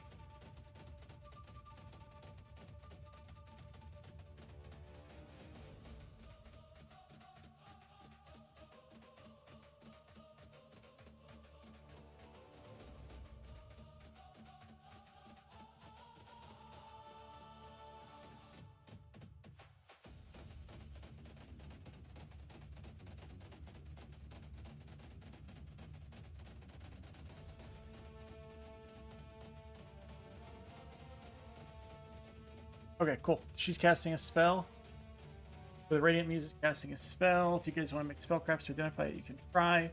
She's centering it right here. It's going to hit Thor, Gunther, and Jory. I just need 3 willpower saves from 1 willpower from Jory, Thoric, and Vivian. Vivian, you identified this spell to be the rainbow pattern. All right, I'm going to use. Judo passive. Oh, that was just spellcraft. I'm going to use Charmed Life. Okay, I definitely pass with a 32. Okay, Thoric is failing right now by 1. Gunther passes. Does Inspire Courage affect saves? Only if it's fear. Only exosphere effect. So it's a glowing rainbow-hued pattern of interweaving colors that fascinates in it. It can fascinate a maximum of 24 hit die creatures. So Thoric, you're by that. Creatures with the hit die first. Fuck. Give me a second. I think I. Relic is barbarian. Guys have. I think my will saves are already included. Huh.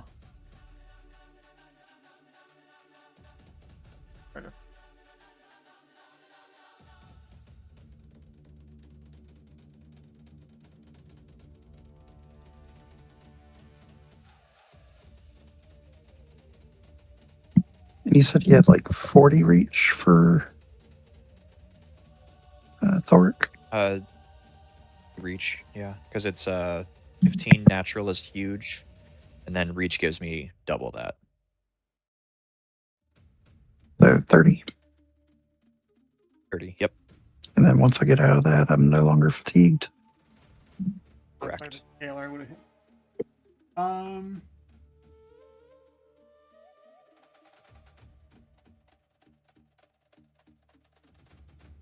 An affected creature that fails to save is fascinated by the pattern.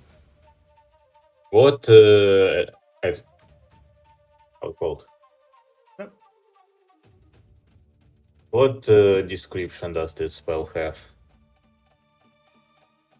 The glowing rainbow-hued pattern of inner colors that fascinates. It's colorful lights within a 20-foot radius per. Will it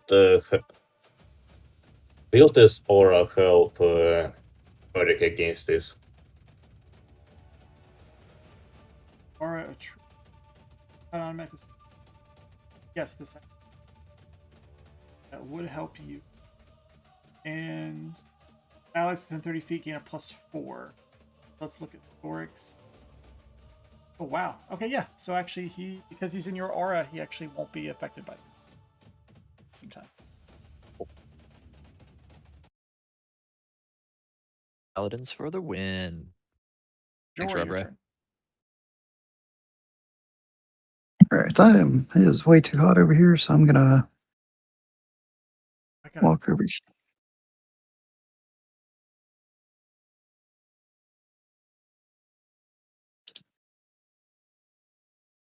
So he's gonna get out of there, no longer fatigued.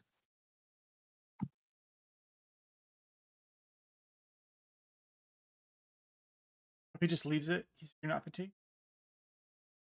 Yes, I'm getting out of that range.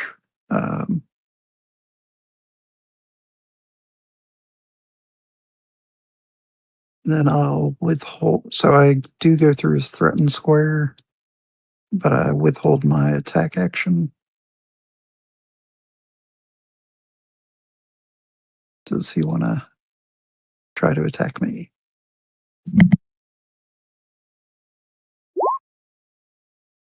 What's the thing that does the? My summer rage. So once they're out of my aura, they're no longer fatigued. Okay. That guy was grappling. So.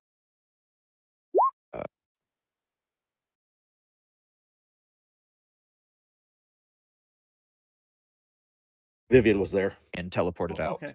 Yeah, so these. Okay, yeah, he's just sitting there. What was your question, Jory? I think he would get a chance to attack you, but I don't think he has a weapon yet. So he'll take that attack for grab you. 24 to grab you, Jory.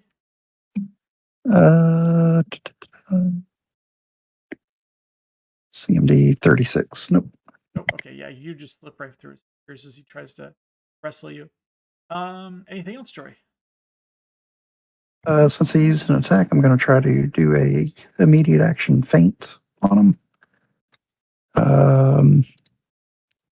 Which I was just trying to look up because I haven't done this in forever. Bluff check.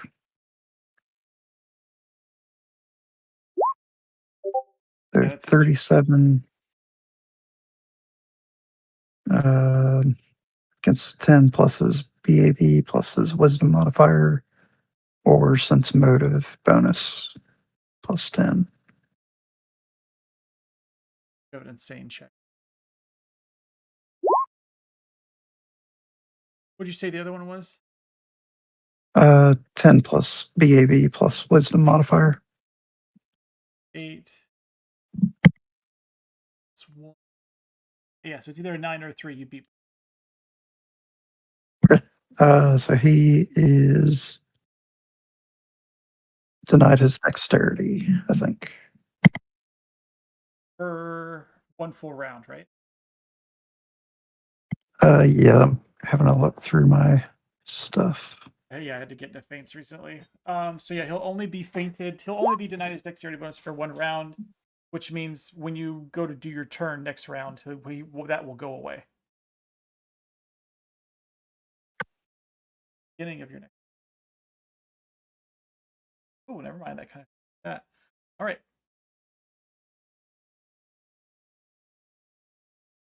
T. Weapon.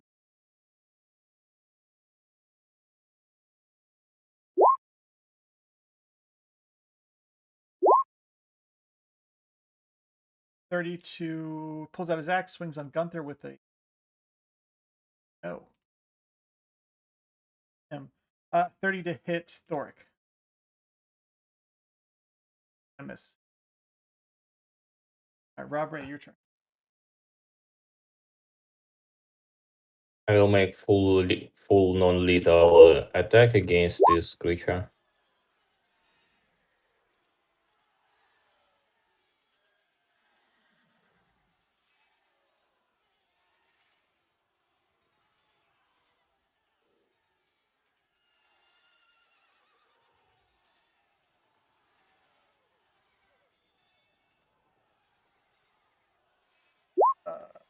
Backtracking real quick. A 33 to hit Thoric for 5 points of damage. Yep, that hits. I had buffs on that I didn't take off from last session. All right. So you critically hit him. 50 hits, 39 hits for another 9. That of course is still non-lethal. So that guy Yes. drops. Then I make 5 footsteps and continue attacks on this one. 41 hits, 28 confirms for another 46. Add 6 more damage because of Inspire Courage. Hits.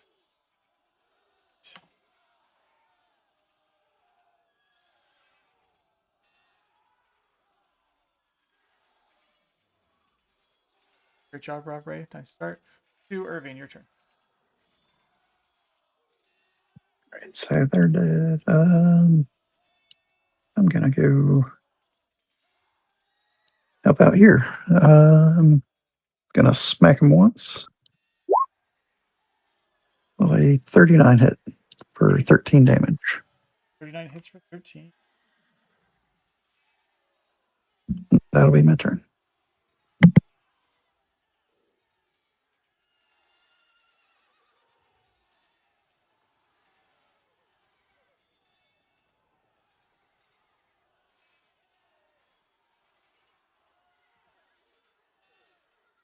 Crixus, your turn.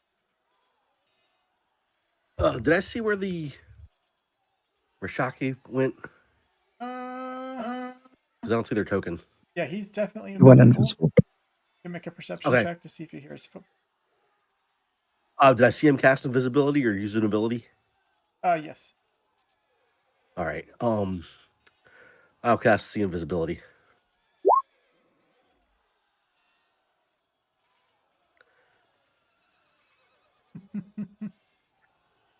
Are you casting?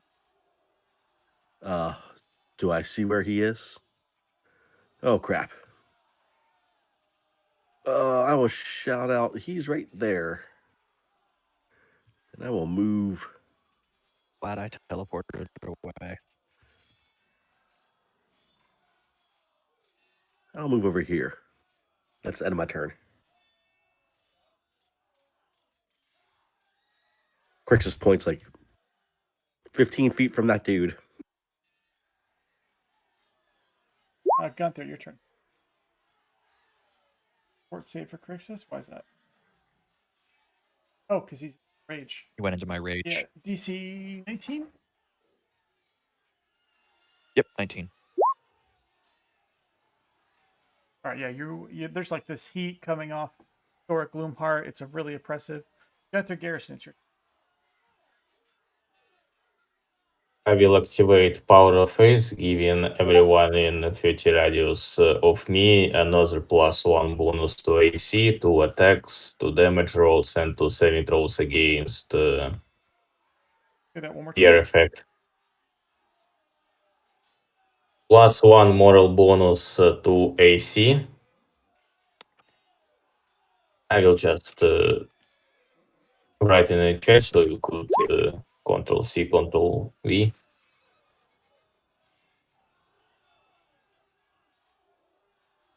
Does anyone have any ability damage near me? Does that stack with the Inspire So It does. Courage? Yes, there are different types of bonuses. Okay. Does anyone near me have ability damage? I don't believe so, no.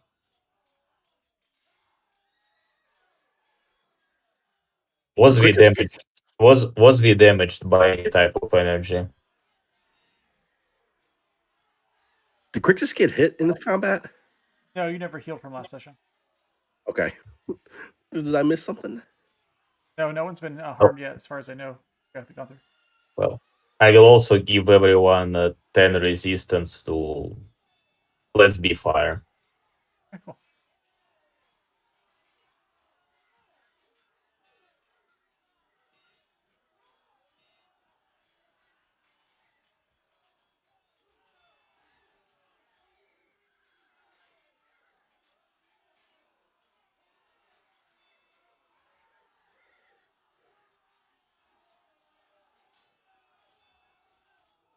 What's a planning evil creature?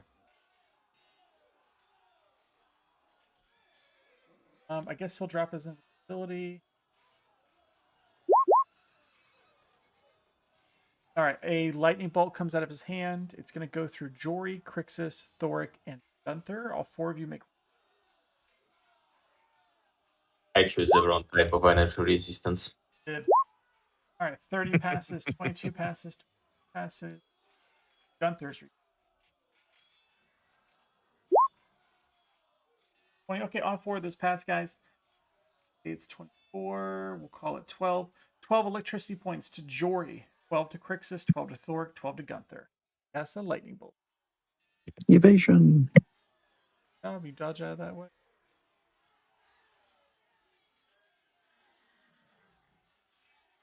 Back to Yudo.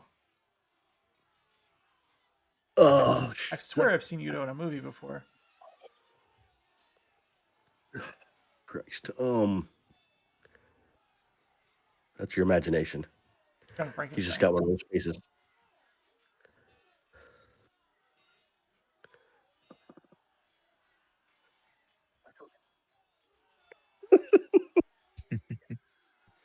Abby normal. It's Abby normal.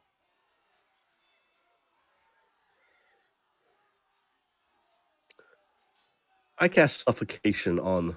That's a little spell. Do I want to do that?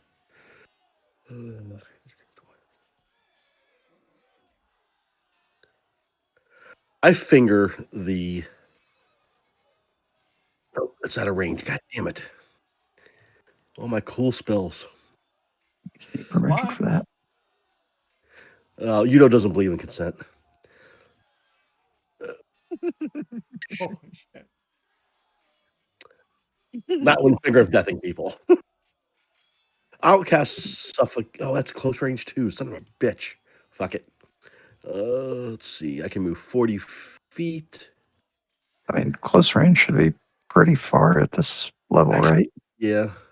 'Cause that's 5 times half, so 7, 15, 35. 14, 7. 7 times 5 is 35. 60. 70 feet. Oh, I get plenty of range.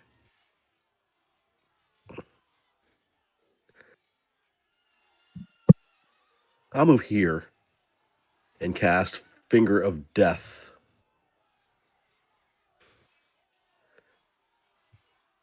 on the bad guy. On this guy. The Ra. Anything Rashiki. clever?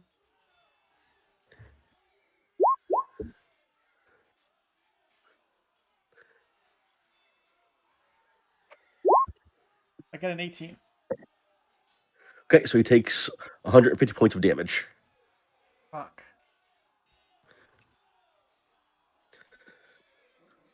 It's a necromancy death effect, if that matters.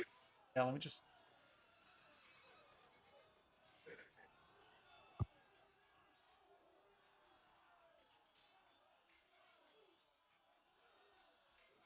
Is it a ray that Finger of Death is?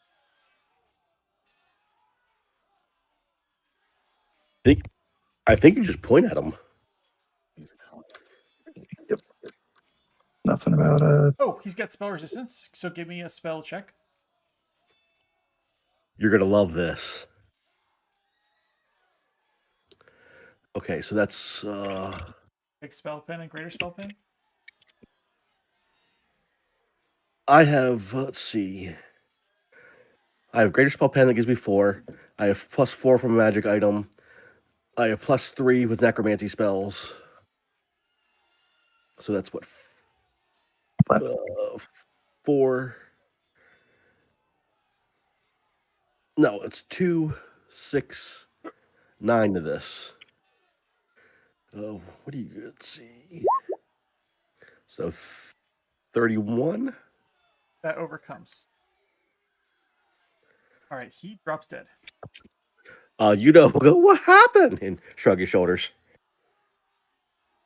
Look very confused. Oh, good. We have a psychopath on our team now. Now?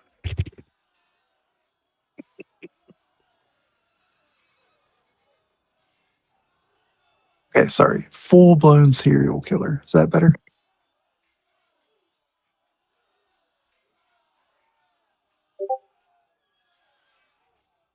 Wait till you see the good stuff.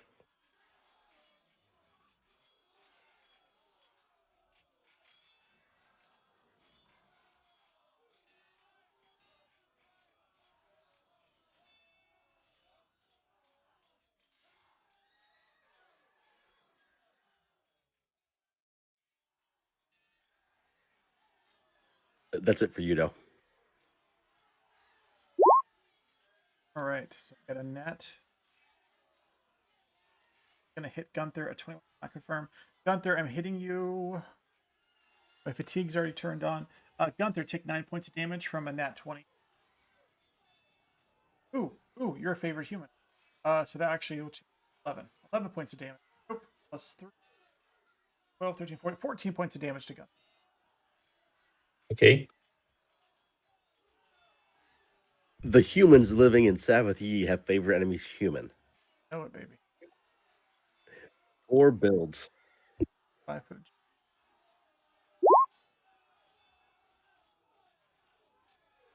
2 stew. That's gonna, and the 10 will miss as well.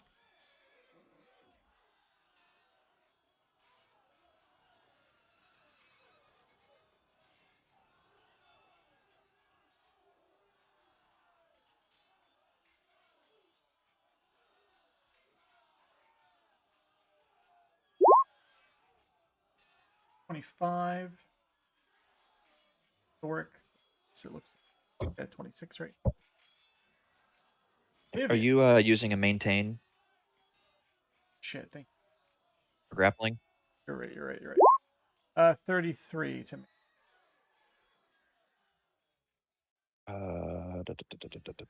That meets it. Got all the size bonuses on there. Let's see. CMD 11 for AB, -1 for ability, 2 to size, and then strength. Yep. All looks legit. All right, Vivian, back to you. All right. Vivian is going to do. Seeing that the Radiant Muse is being real upset with us right now, I'm going to look up at her and I'm going to try and cast a spell. I'm assuming she has spell resistance. Check her. She. Interesting. Don't have it written down. Okay.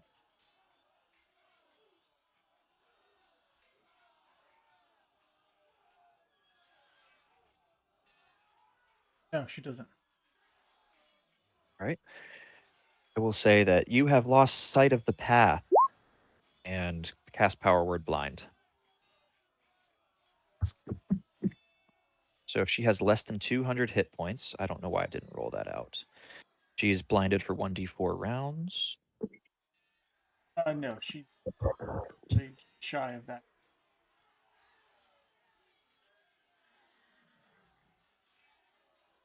Okay, so it does nothing.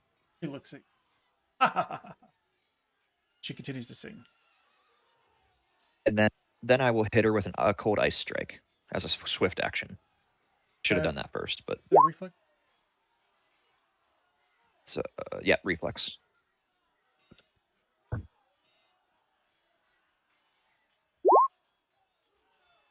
So 37 to avoid, but I'll math. So 59, so 9 damage. Got 10 cold resist. 19 cold.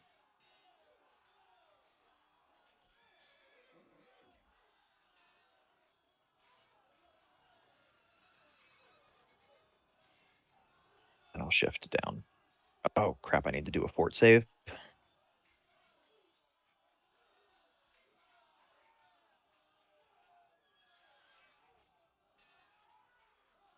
Fortitude save. All right. She's fatigued. All right. I'm tired. All right, Thoric. Break out of this. And yeah, let's do some stuff. Let's see, what can I do? Yeah, let's try to break free. So CMB.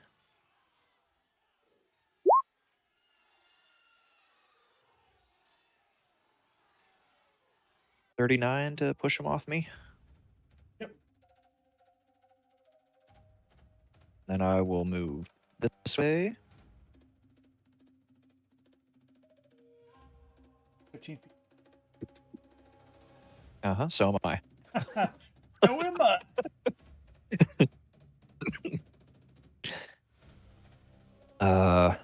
That's yep, that's me. Is standard in move. My babies. And she needs to make a What's she doing? Oh yeah, she gets the fortitude. forts. Yep. Oh, I'm sure she's gonna pass, but 15. ooh. My babies. Stu and this other guy also.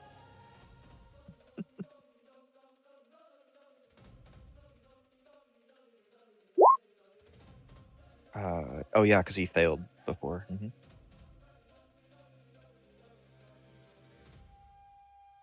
Use Charm Life for this one. Yeah, what's the DC? 19. Sweet. Yeah, Charm Life adds +6. Nice. Takes just a debuff of everything. Minus Yeah, 2 to my- everything, yeah. Pretty much. And you're now immune to it for 24 hours, Yuri, so you're good.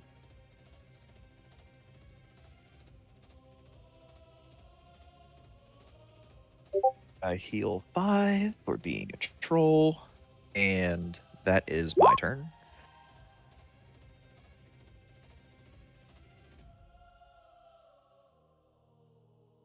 Okay, so she tells her babies to help her, and then she's going.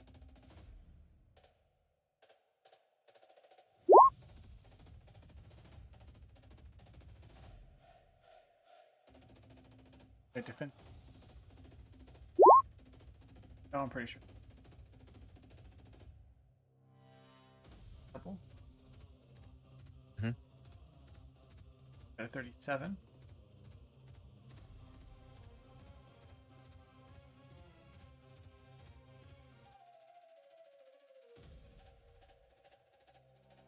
Dimension. Stop that. She dimension doors back to this.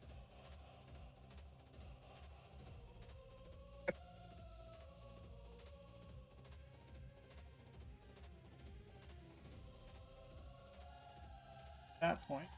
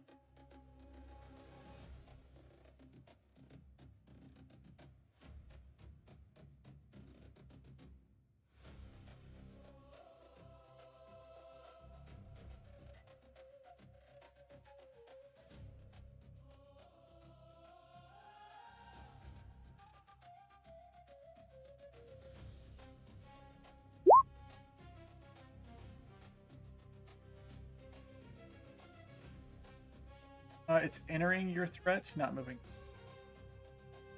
Enters at this one here.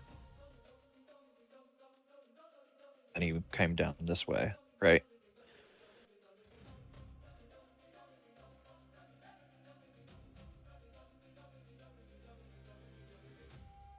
He entered from this square and then down into. Yeah, so I guess that initial. Yeah, that's fine. Okay.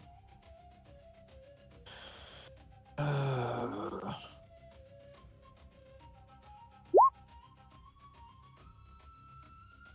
my gosh, please.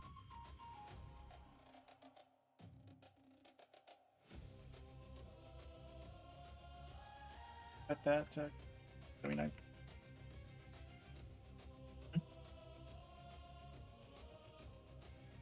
All right. They use their petrifying gate.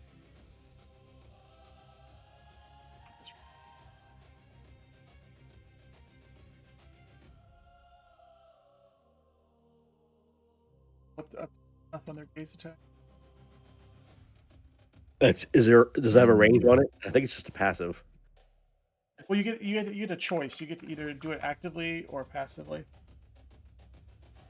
Okay. Yeah, I think if you're just within, I think if you can just see the creature, you have to make the save. I don't know if it's on your turn or if it's on their turn. I forget. I don't know if it has a range of whatever for the. Do we look it up for the creature?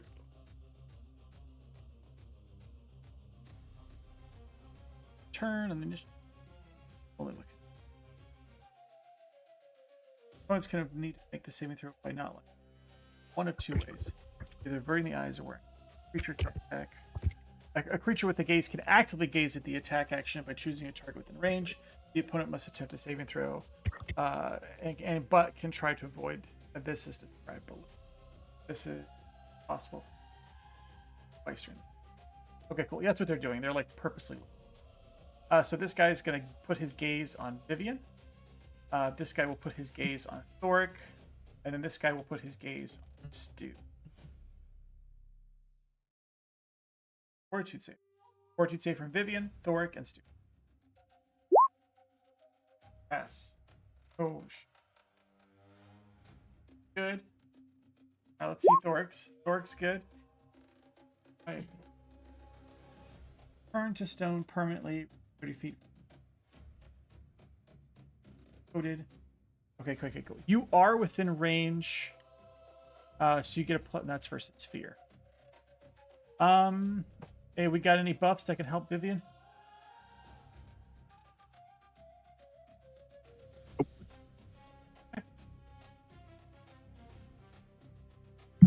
Hold on. Let's see. It's immediate action, which I've already used, so I can't do it.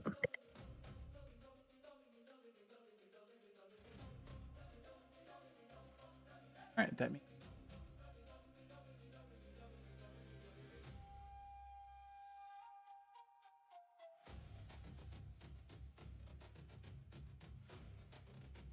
All right, Vivian. Hey, it's all good. If there was anyone who's gonna happen. It does.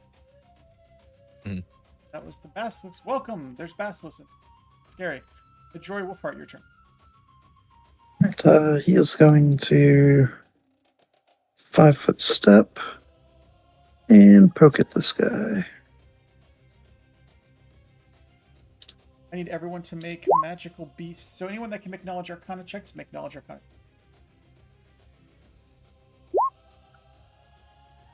Crixus, you know about Basilisk. You know that you can splash their blood on Vivian to bring her back to life. So does Yudo.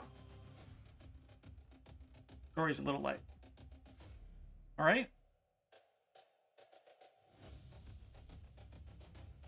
Back to Jory. Jory, you're swinging on this guy right here. Yes, so 30, 24, 18 to hit. Check his flat-footed AC. Flat-footed AC is 12. 30's gonna. Nice.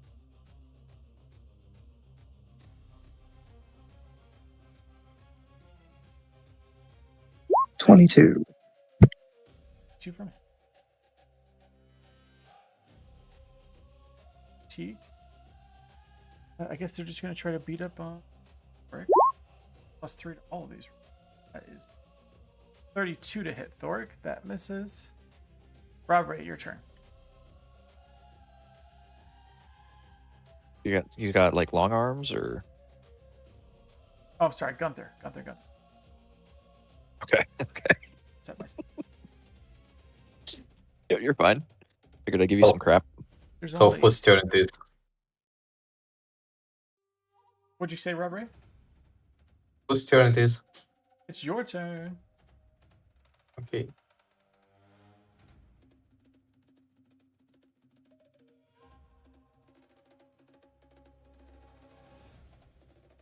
I will make non-lethal charge into. Oh, there is someone else. Yeah, I will make non-lethal charge into this creature. Okay. Make me a fortitude save.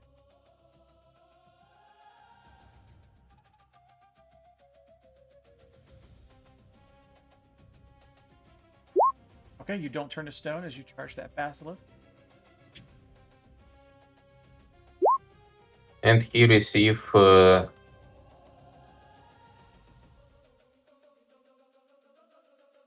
52 non-lethal damage.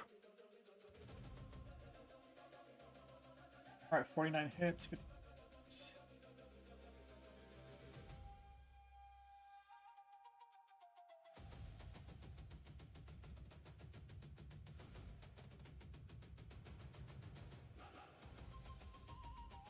Aura of foul breath. Basilisk breath is extremely foul. Make me another 42. Okay. Okay. 16. Damn, dude. All right. So as you walk up to it, you get this foul breath on you. You're gonna take 8 Constitution damage. Ow. Yeah, ow. Yes, you take 8 con at this time. Definitely not a save you wanted to roll low on.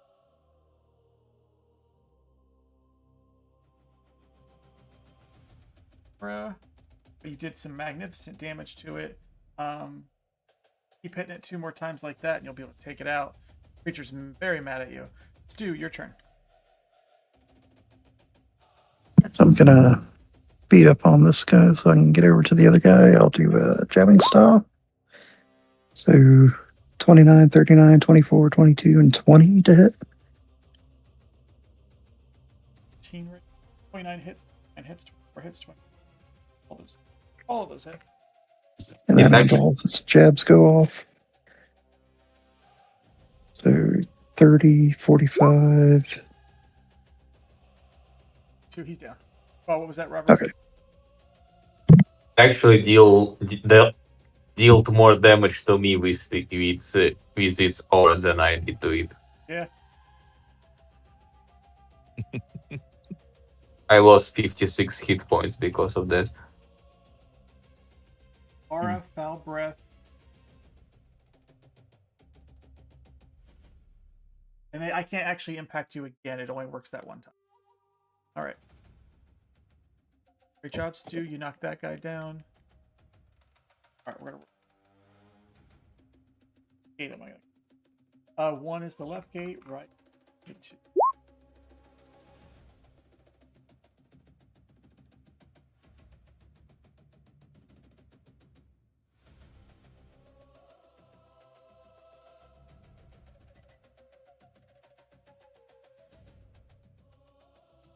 Crixus,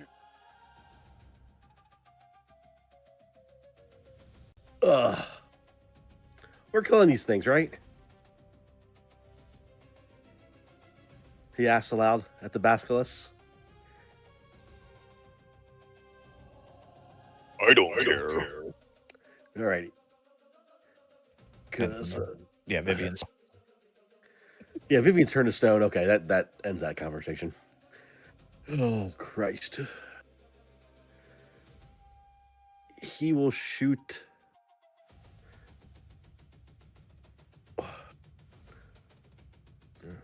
The one by Rob Ray.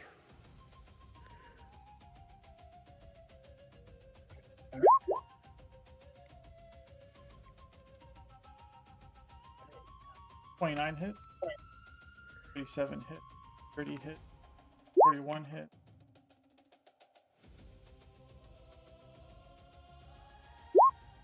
Check these. That one takes 90. 5 arrows fly into that basilisk. Gunther Garrison, it's your turn.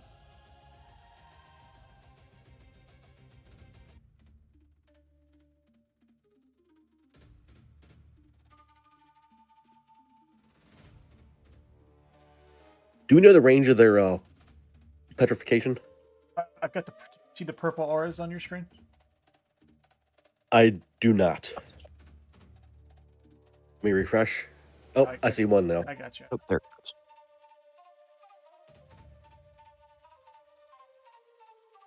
There you go. All right, Gunther Garrison, your turn. I'm thinking.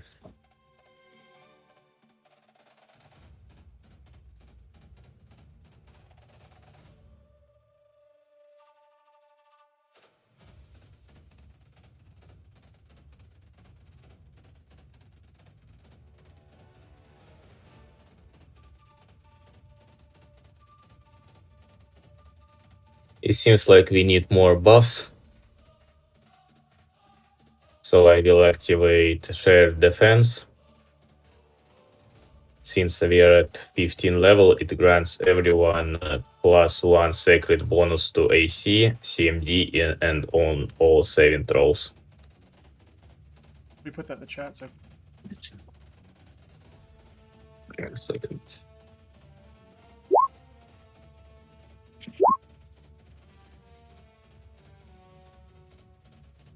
But only to those who are in 15 feet near me. I will draw one more aura.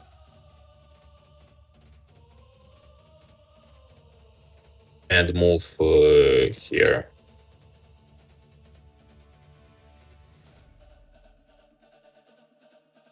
Closer to everyone else.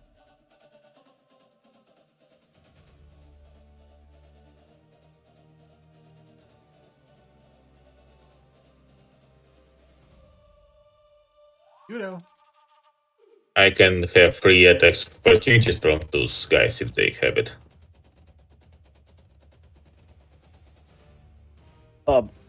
With that knowledge arcana check I made earlier, do I know how many hit dice these things have?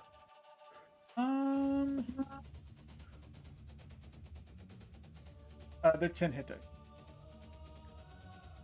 Alrighty then.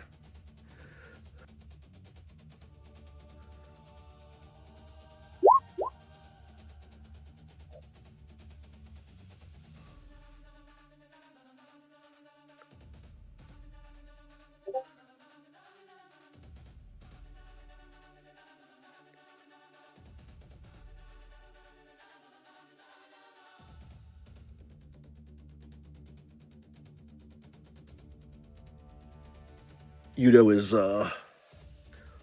40 feet up now. Okay. Actually, he's gonna be back here. We said it maxes out at 30. Oh, okay, he'll be up to 30 then. Yep. And we'll fly above here. It looks good. Actually, yeah, it's fine. I will hit this guy with a maximized empowered enervation. So I get 6 negative levels. Set of 14. Nope, but it's a 20 to a range touch attack. Touch is 7. Okay. And then I will cast a quickened enervation.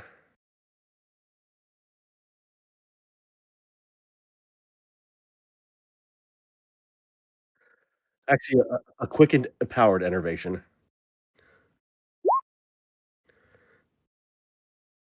So it loses 4 levels more. I think that makes it dead, right? Yep, if it loses all the levels is equal to hit dice, it dies. Do you want me to cut and paste the negative level rules? No, I believe you. I'm like, it's only got 10 Well, hit die. So if it's minus 10 levels, then that's 0 levels, and I'm pretty sure.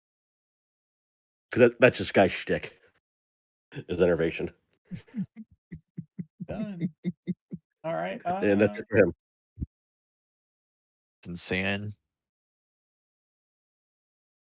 It's a 50th level caster, dude. They're all silly. That's fair. This guy moves here. I think he's going to current attack for opportunity. Thoric, possibly. No, I think I used mine already. 35 to hit Thoric for. And Thoric, take 10 points of damage. Okay. Not Thoric. I keep fucking making Gunther.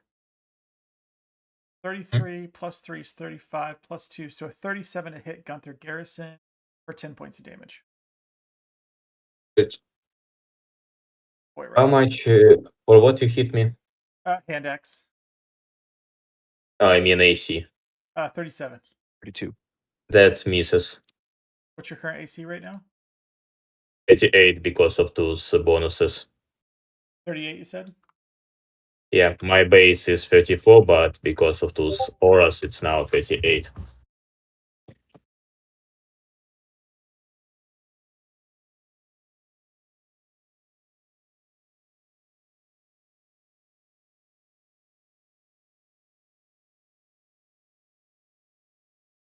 We'll So just have to 34. Oh, it misses. 35 to hit Thoric this time for 8 points of damage. I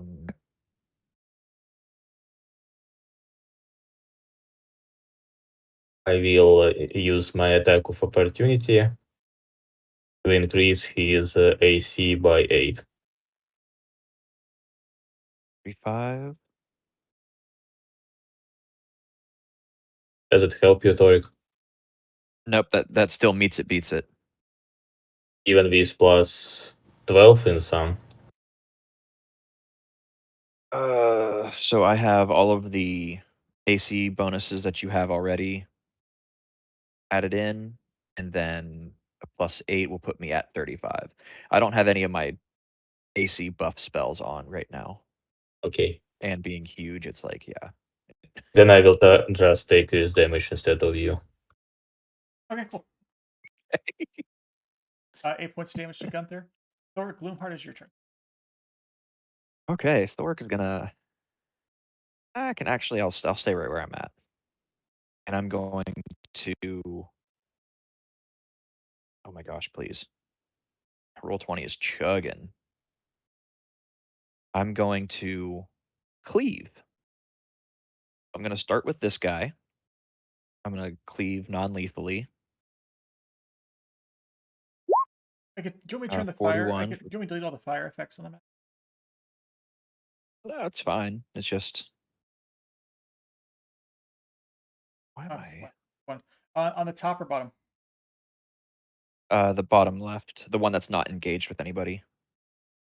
Oh, this guy over here. The Yeah, you're right. You can hit. yeah, the hunter.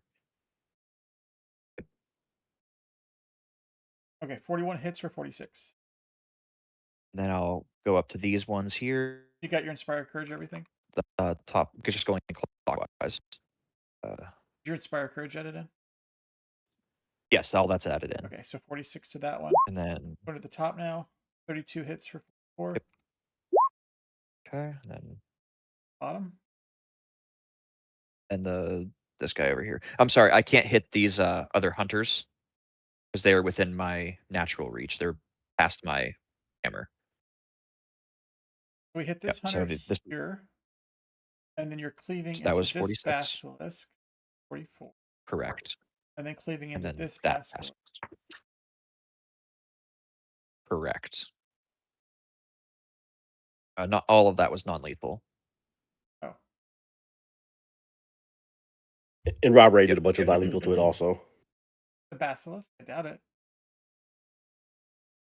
Oh, did he do lethal? No. Are you trying to keep the basilisk alive? Well, I mean, there are basilisks of our allies, so Okay, all right.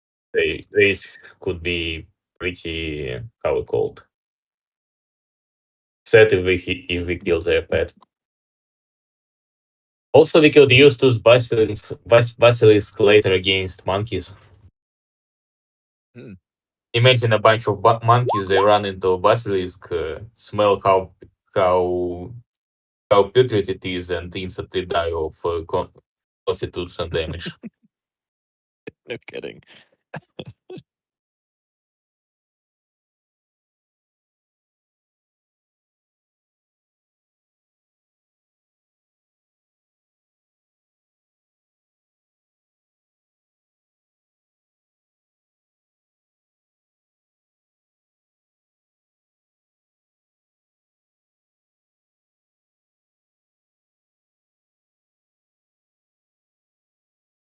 Why I'm shooting something? I don't have magic.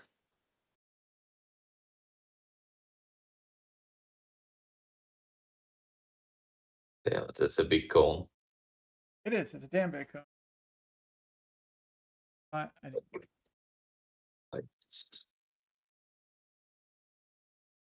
right, cool.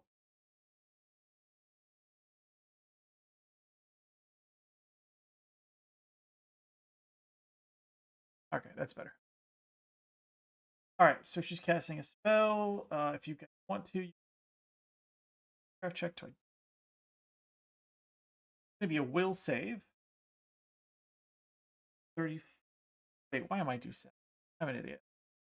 70-foot burst.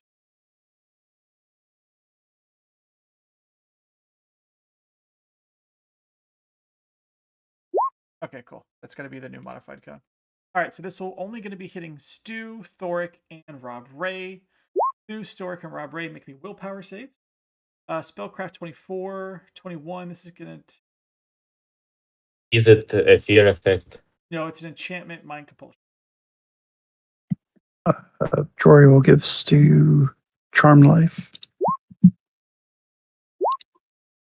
Total 19. 17 for me. 21 Wait, for I do Thor. get a. Is that for all saves? That one right there. Oh, fear only.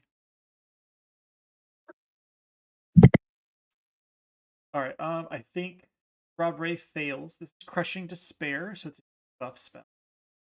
Thoric, you meet to beat. Stu, you got a 13 right now. That's not great. It's a 19. 19. Okay, so you pass. So really, the only person I failed this is Rob Ray. Rob Ray, an invisible cone of despair hits you. You're gonna take a -2 penalty on attacks, saving throws, ability checks, skill checks, and weapon damage roll. All right. Damn. 1 minute a level.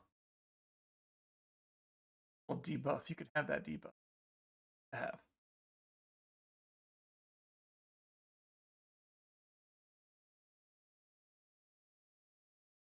Thoric, you a fortitude save from last round. Depression sucks.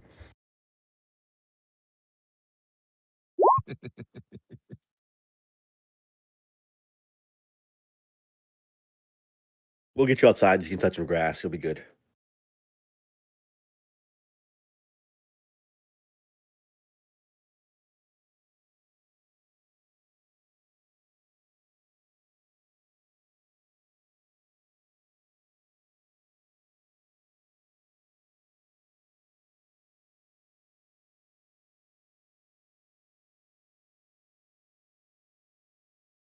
But Thoric, this guy in front of you, he turned to stone.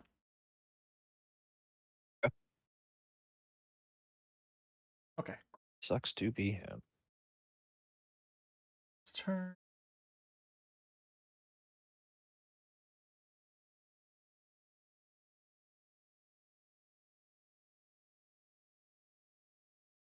$10.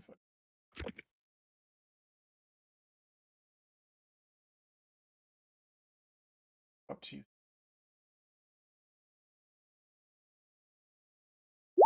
Okay. A 22 to bite you, Thoric. That'll miss. And I think I get an AOO on it. Yeah, I think you do. I'm going to do it also non-lethally.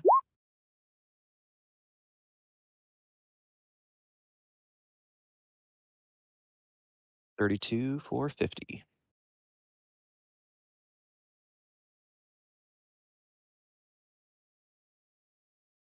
Roy Wolfhart, your turn. All right, is she still flying? Yeah, she's about 15 right now. All right, then he is going to double move to help out over here.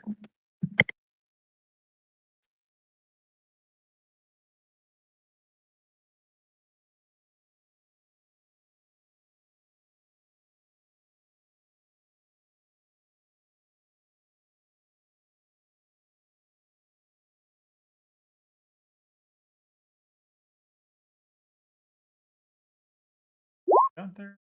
It's Gunther. Rob Ray, your turn.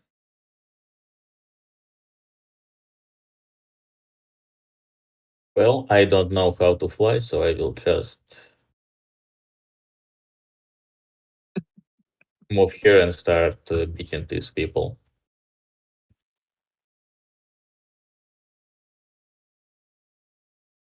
I will make one non-lethal charge attack. It's I applied Sickened Condition because it's pretty much do the same thing Yeah, as that's Depression. Is your Inspiring Courage included in this? No, 7 to that. non-lethal.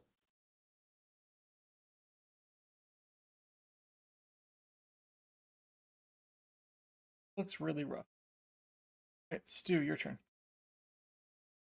All right, Sheriff Rob Ray, we got this. Nah, bro, I already hear Linkin Park in my head. I'm gonna walk up there, pull out a hammer, and throw it once. How high up in the air is she? 15 feet. 15. Okay, so that's in the first range increment. I think, or maybe the second. We'll do 9 + 2. Throw a hammer for does a 26 hitter. 26 hit. Take 11 bludgeoning and 5 electricity. And the hammer returns. I misspoke. She's got AC of 20. I did not add the Inspire Courage. Oh. I did not add any of that. Let me check her resistances. Electricity, but she'll take the bludgeoning. Okay, and add 3 more to the damage. For, yep, thank you.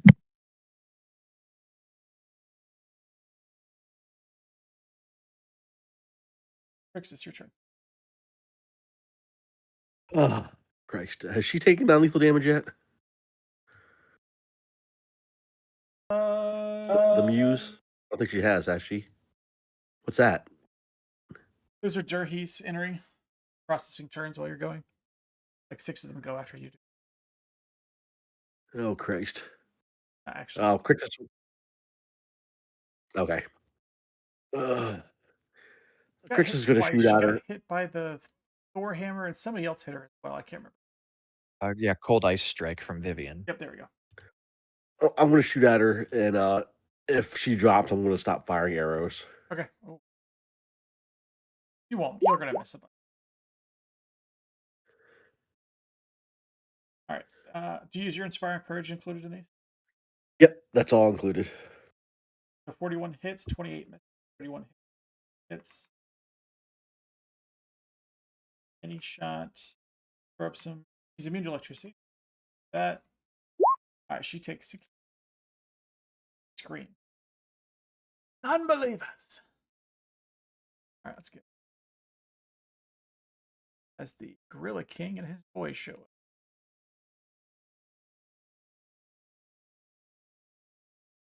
Who show up? Gorilla King.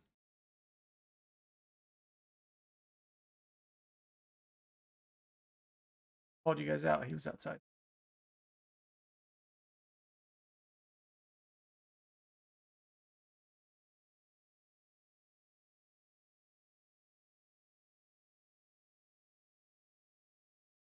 Gunther, your turn. Gunther, you're watching as Durhee warriors enter through the southern entrance. You know who these guys were. And where is Gorilla King? He can see you. Can you see him?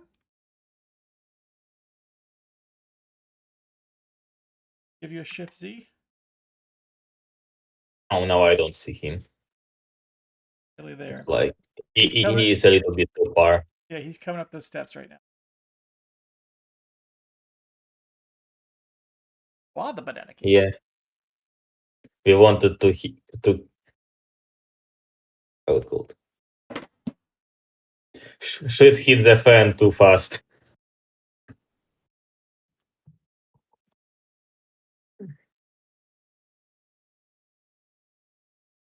Was that a question? No, it was statement. Okay. It's just that we were planning to how to kill him, how to do it, when do it, and he just here Does it for us. saves us a lot of time. Mhm.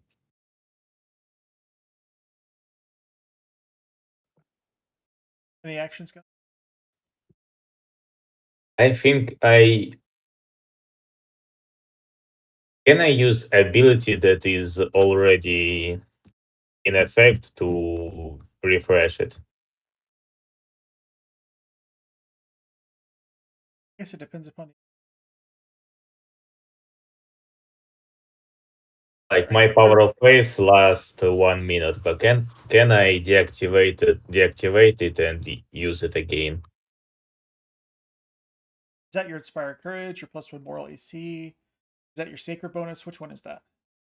Moral bonus. Can I use it again? Yeah, it's fine. You'll use a use and you'll refresh it. I'm fine with that. Yeah, I will do it because it also cures 1d4 points of ability damage. Oh, I see. So I want to. Affect Rob Ray. It affects everyone who is in 30 feet of Gunter. So if anyone else have ability damage, it is healed by 3. Right there. So if anyone, also my allies have some sort of ability damage, they can heal it as well. All right, Kudo, it's your turn. It seems you guys are wrapping up the Radiant Muse's forces, but now you see these gorillas with wings and huge falcons running in on the right and left.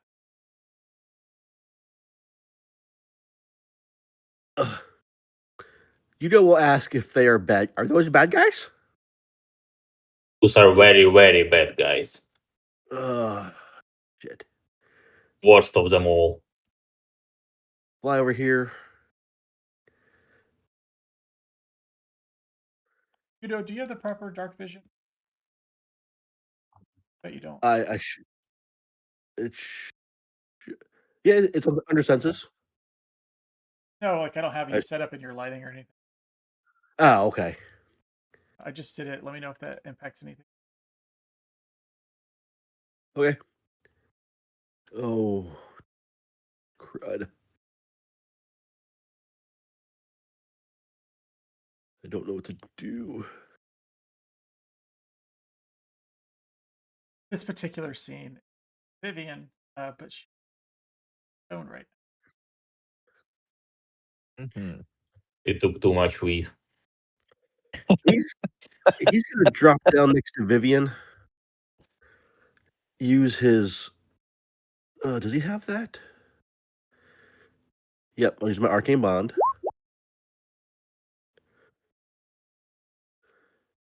And cast break enchantment. That casting time. Oh, minute. oh, never mind. Never mind. God damn it. You can wreck on your turn. Yeah. Thank you for pointing that out, Vivian. So I will instead. You guys don't know you can do that. It's a surprise for later. What?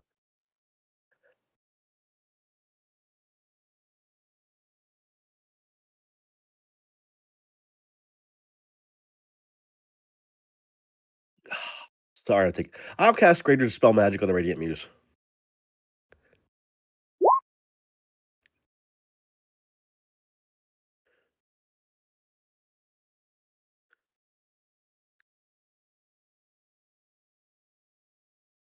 So I get to make a caster level check. Oh, what is it? D20.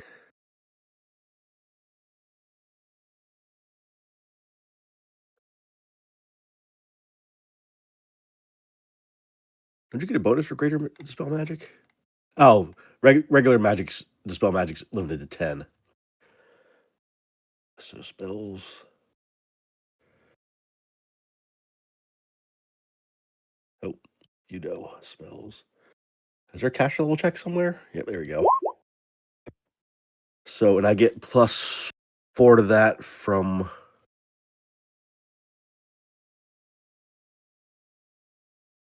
+4 to that from an item. So 21. Ooh, that was a terrible roll. Was a poo poo. Almost as bad as you could roll.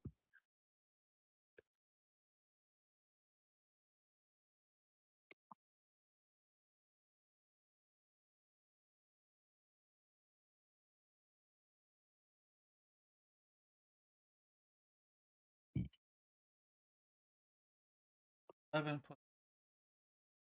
Check it. You miss it by 1. Alrighty. Do I get nope, it's not necromancy. Alright, then I will cast a quickened empowered enervation at her. Are you? Yep, that's gonna.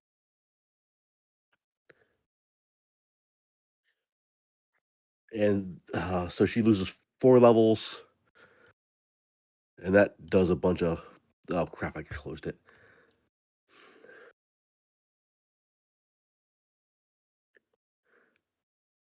All right, cool. Yeah, I put energy drain on her. Okay.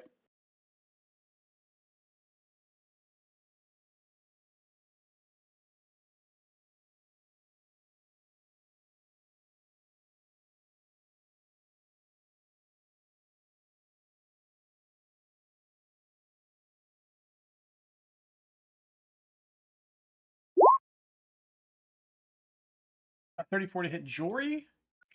He's no longer getting Inspire Courage. 25 to confirm. I doubt it. Yeah, so just a 34 for 7 on. 34 will miss currently. It's a net 20. Oh shit! Yeah. Okay, got it.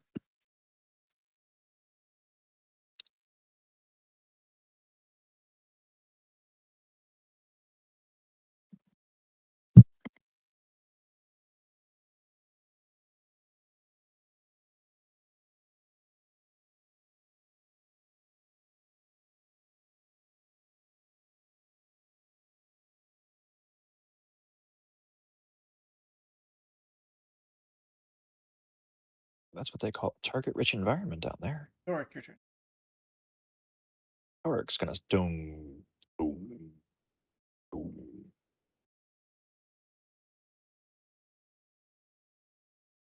Go 20 feet. And then I'm gonna cleave this guy and the top one, then the one on the right.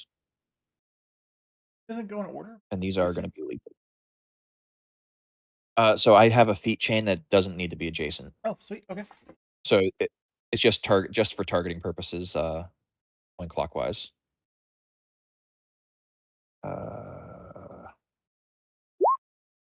Ooh, that's a nat 1. That'll okay, so everything fails. Aw.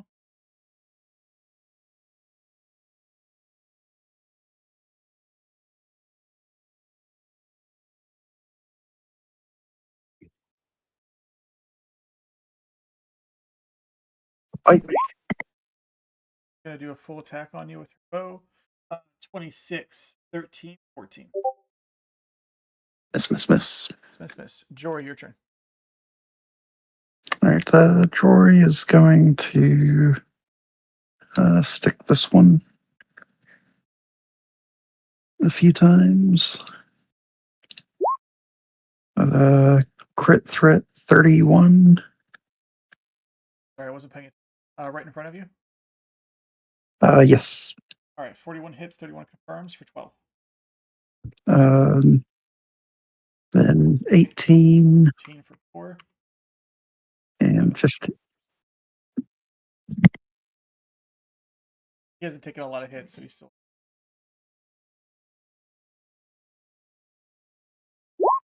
21 and a 10 to miss on Gunther. Rob Ray, your turn.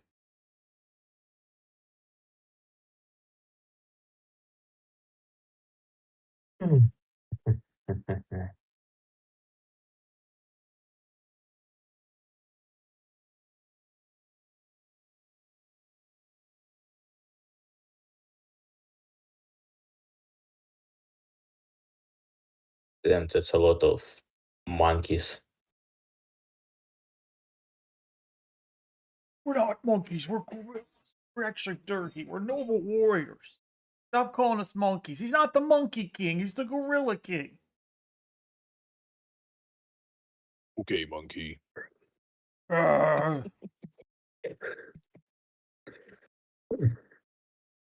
gonna take some guys out for us. Yeah, we'll just take a few non-lethal attacks against us so that they won't have it cold.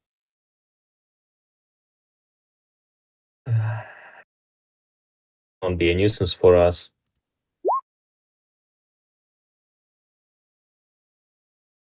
That guy drops in the Then last 2 attacks for this one. Those non-lethal attacks. 6.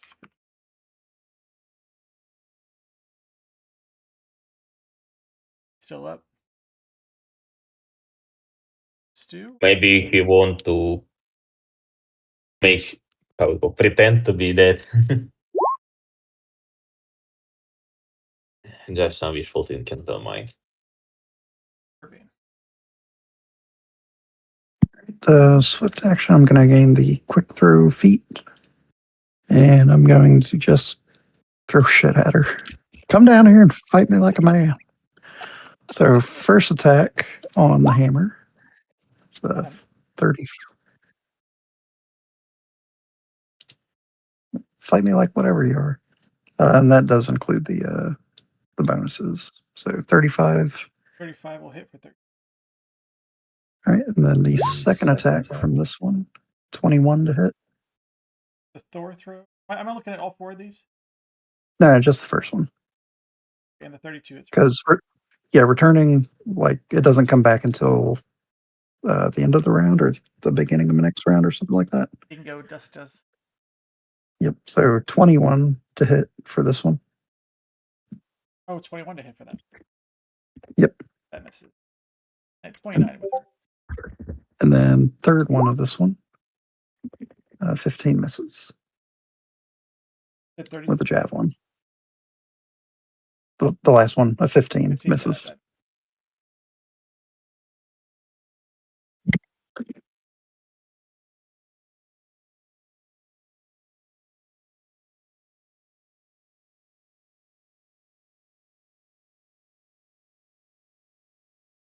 Ooh, and he takes an AOO from me. He does.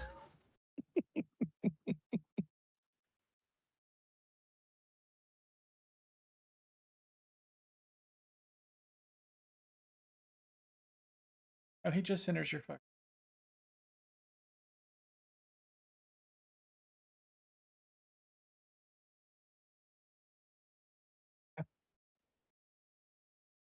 No big deal. We'll get him next time. Yeah, you'll get him. I promise. All right. He just walks in and he looks at you all and says, "By order of the Gorilla King, you are all to stand down and prepare for execution." He looks at Rob Ray, Crixus. He looks at Vivian, who's been turned to stone. He looks at Stu. And he says, "Hey, you losers were supposed to do a job for me and you skipped town."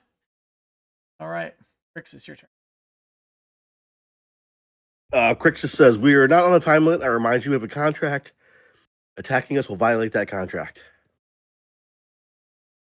How bad off does the flying lady look? Whew, she is half health.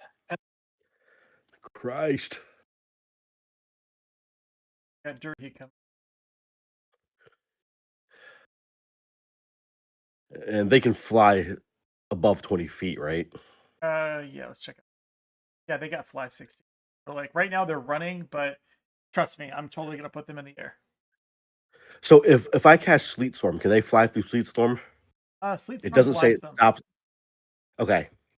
which means they'll have to make an acrobatics check to move. Like, no matter what, they move at half speed.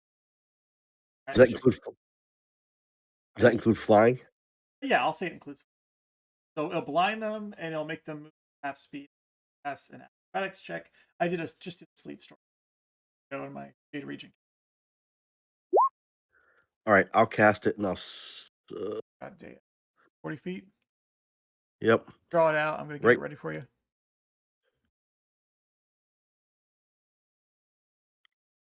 Right. Just so it doesn't hit Crixus, I think right here. It's a 40-foot radius. I know, but I was expecting you to didn't do this.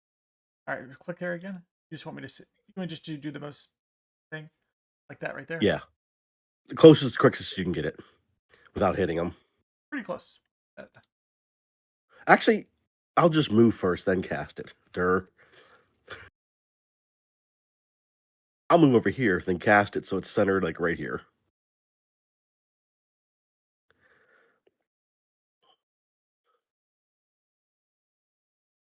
Yeah, that'll work. Okay, cool.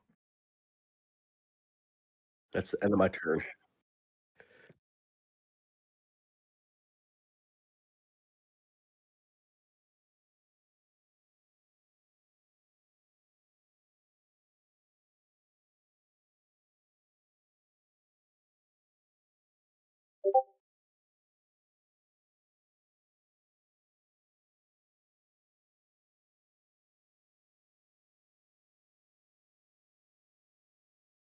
Creature can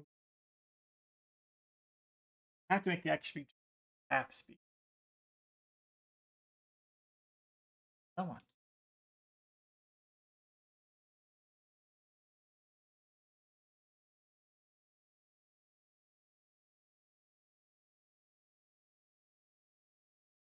The guy with the colored token's not the Gorilla King, right? That's just one of those flunkies.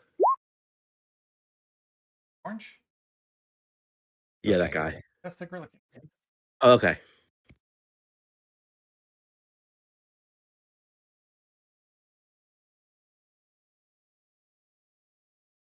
Guys.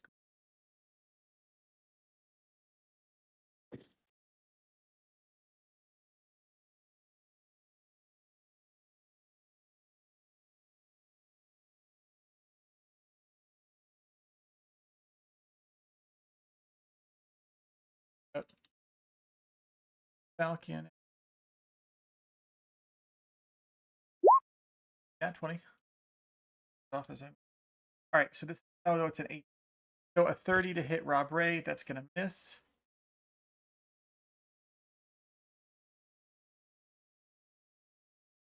Yeah.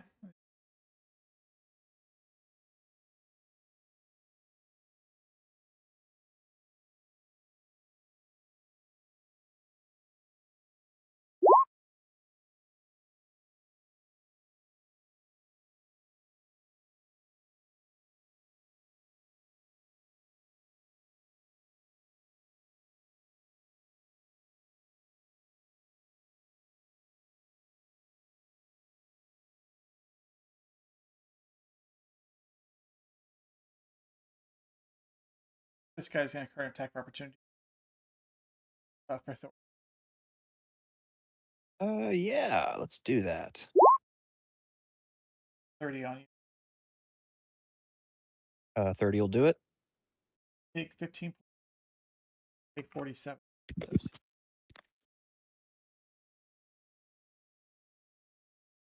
The Garrison, your turn.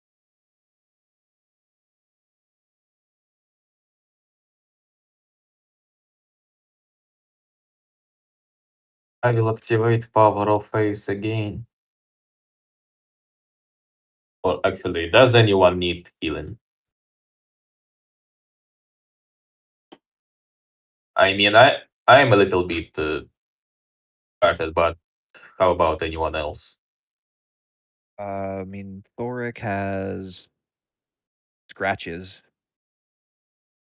I mean, he's like 30 hit points down. Anyone else? Both my guys are good. Yeah, pretty much the same. Mhm. So yeah, I will activate Power of Face again to remove more Constitution damage.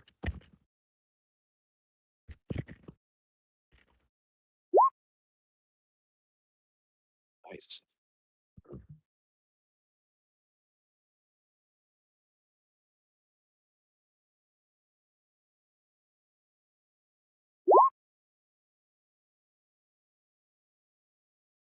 And I will move here to protect everyone.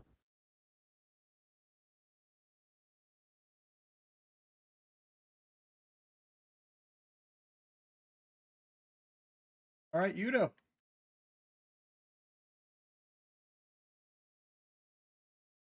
Oh, these guys look pretty beefy, don't they? Let's see if they can handle a will save. I cast Hunger for Flesh Mass. Shit. They can't be more than 30 feet apart, so I think I get all of them The hell is that? on the left.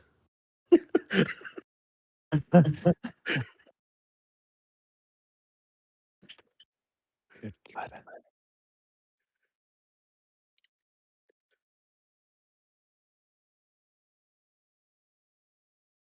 So they all have to make will saves, otherwise they're staggered. They grow teeth and try to bite their own kind. Or the nearest creature, I think. They already have teeth. Right. Well, All right, will save. yep. I'm a hyper-focused glass I'm cannon. gonna put purple icons. If you. All right, that guy failed.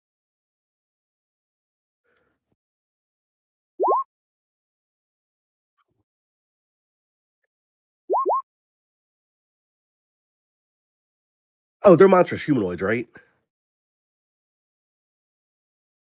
Yes, they are. Okay. That spell is crazy.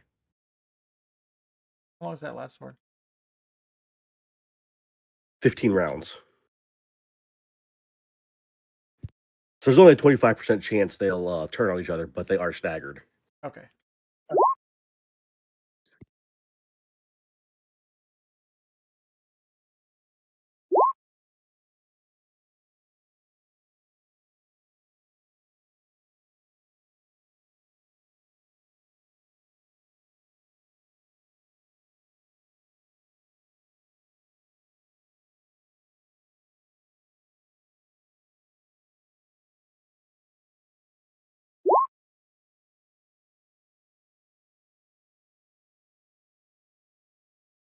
So they're all staggered.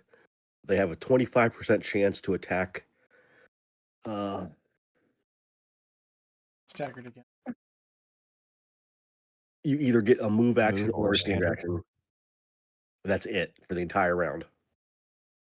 To your next turn. 15 rounds. Yep. So there's a thing, if you bite somebody of your same type, you lose staggered until the following turn. Yep. And then If you don't bite somebody, then you gain it back on the next turn after that. yep. And so they're going to go after creatures of their own type first, and then other creatures that are not of the affected type.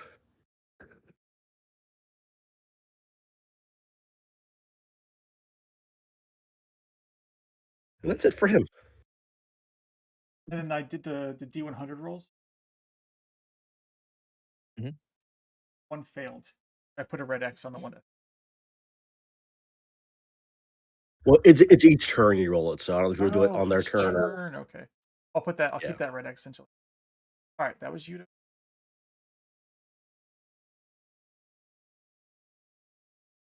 I need to go get a drink real quick. I'll be right back. This guy's gonna hop over his friend.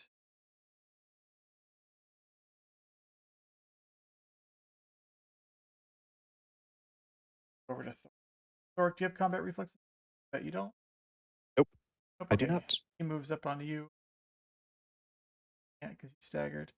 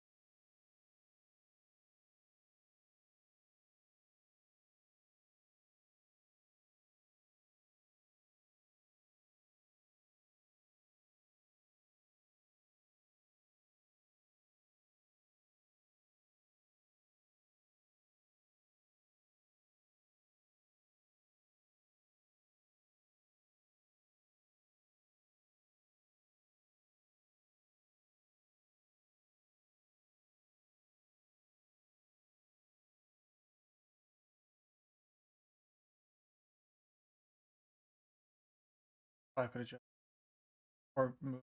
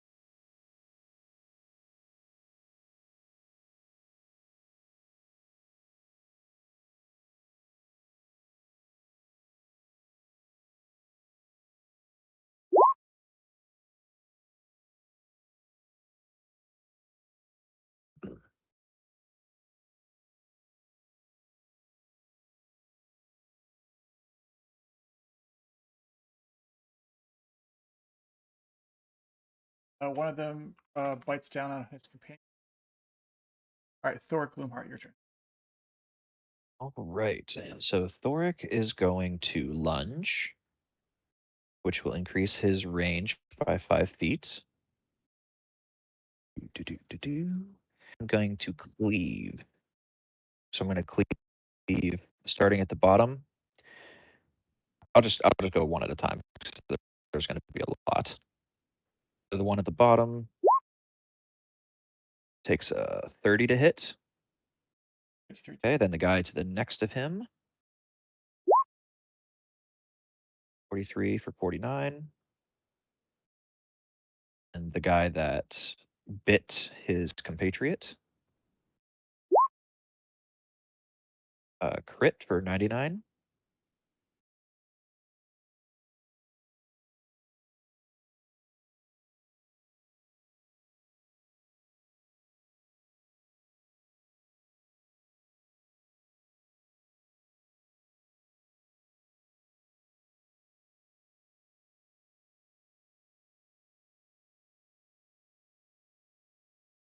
Then the guy to the north. And that's where it stops.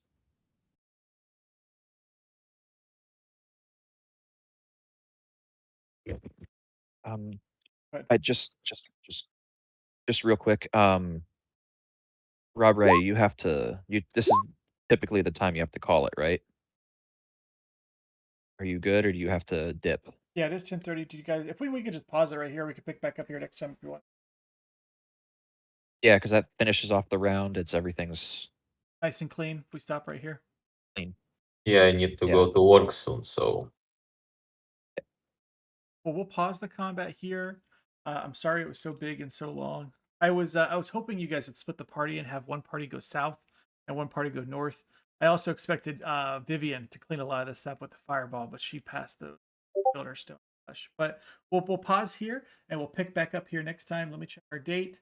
We'll get back together on April 20th. Sounds good. Good game, guys. Thank you Thank so you much for for running. playing. Hell yeah, I Thank had you. fun. Thank you for running. I'll see you guys next Sunday, same time. I really like these big combats. It's great. Especially when you got 8 What's- characters, so it kind of has the turn economy is fun. What spell Good did you? variety. Yeah, sorry. Go ahead. What spell did you expect Crixus to cast earlier, other than Sleet Storm? Talking to me. Thought you were gonna put it on the Gorilla King. Yeah, well, I cast Sleet Storm. You thought I was going to do something else. I didn't know what you were expecting. Who, me? Yeah, you. I had no idea. I wasn't expecting. Oh, okay. More innovations. Well, yeah, Crixus, I prefer Crixus, so. If Udo is too bullshit, let me know and I can change it or make a different character. No, I like him. It's kind of cool. It's different from what your usual stuff is. So getting to see you play a slightly different, silly character was actually very rewarding tonight. So I really enjoyed it. It's all fun and games until it gets hit once. Yeah, one hit, I'm dead. And my armor class is atrocious.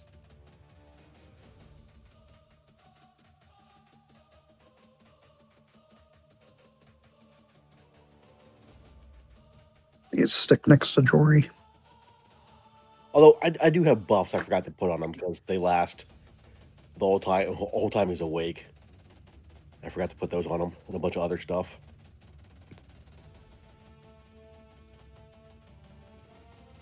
Yeah, with the silly build, I get plus 17 to spell penetration with enervation. Oh, I'm sorry, plus 16.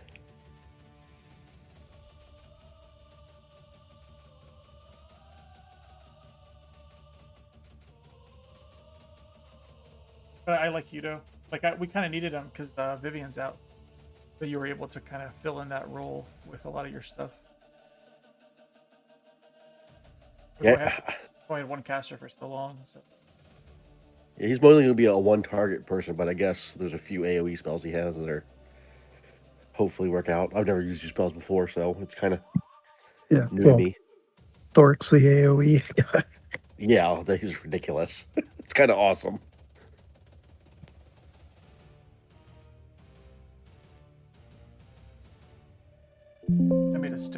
token. Also, is this one dead or is this one not dead? Because you had a red X on him because he was the one that was. Oh yeah, he's like at -2 hit points. He just got cleaved. Okay.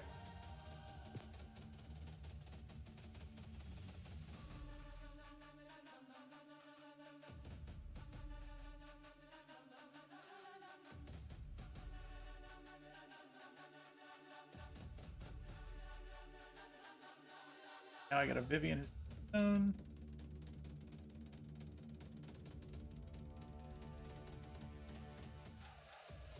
Are you guys gonna remember all the buffs we have on us next week? I've got them written down on the board.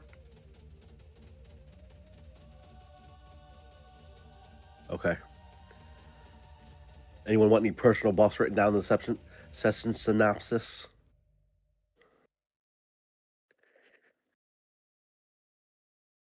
What's it? I mean, anyone else want it? What round are we on? This is like the 4th or 5th row. I've got your I got 15 rounds written down on the board for your spell. I've gotten better at taking notes. I just put shit all over the screen Okay. so we can keep track of it. All right. All right. See you guys next week. Yeah, I'll see you then. Thank you so much. Goodbye, everyone. Thank you for the game. Have a good night.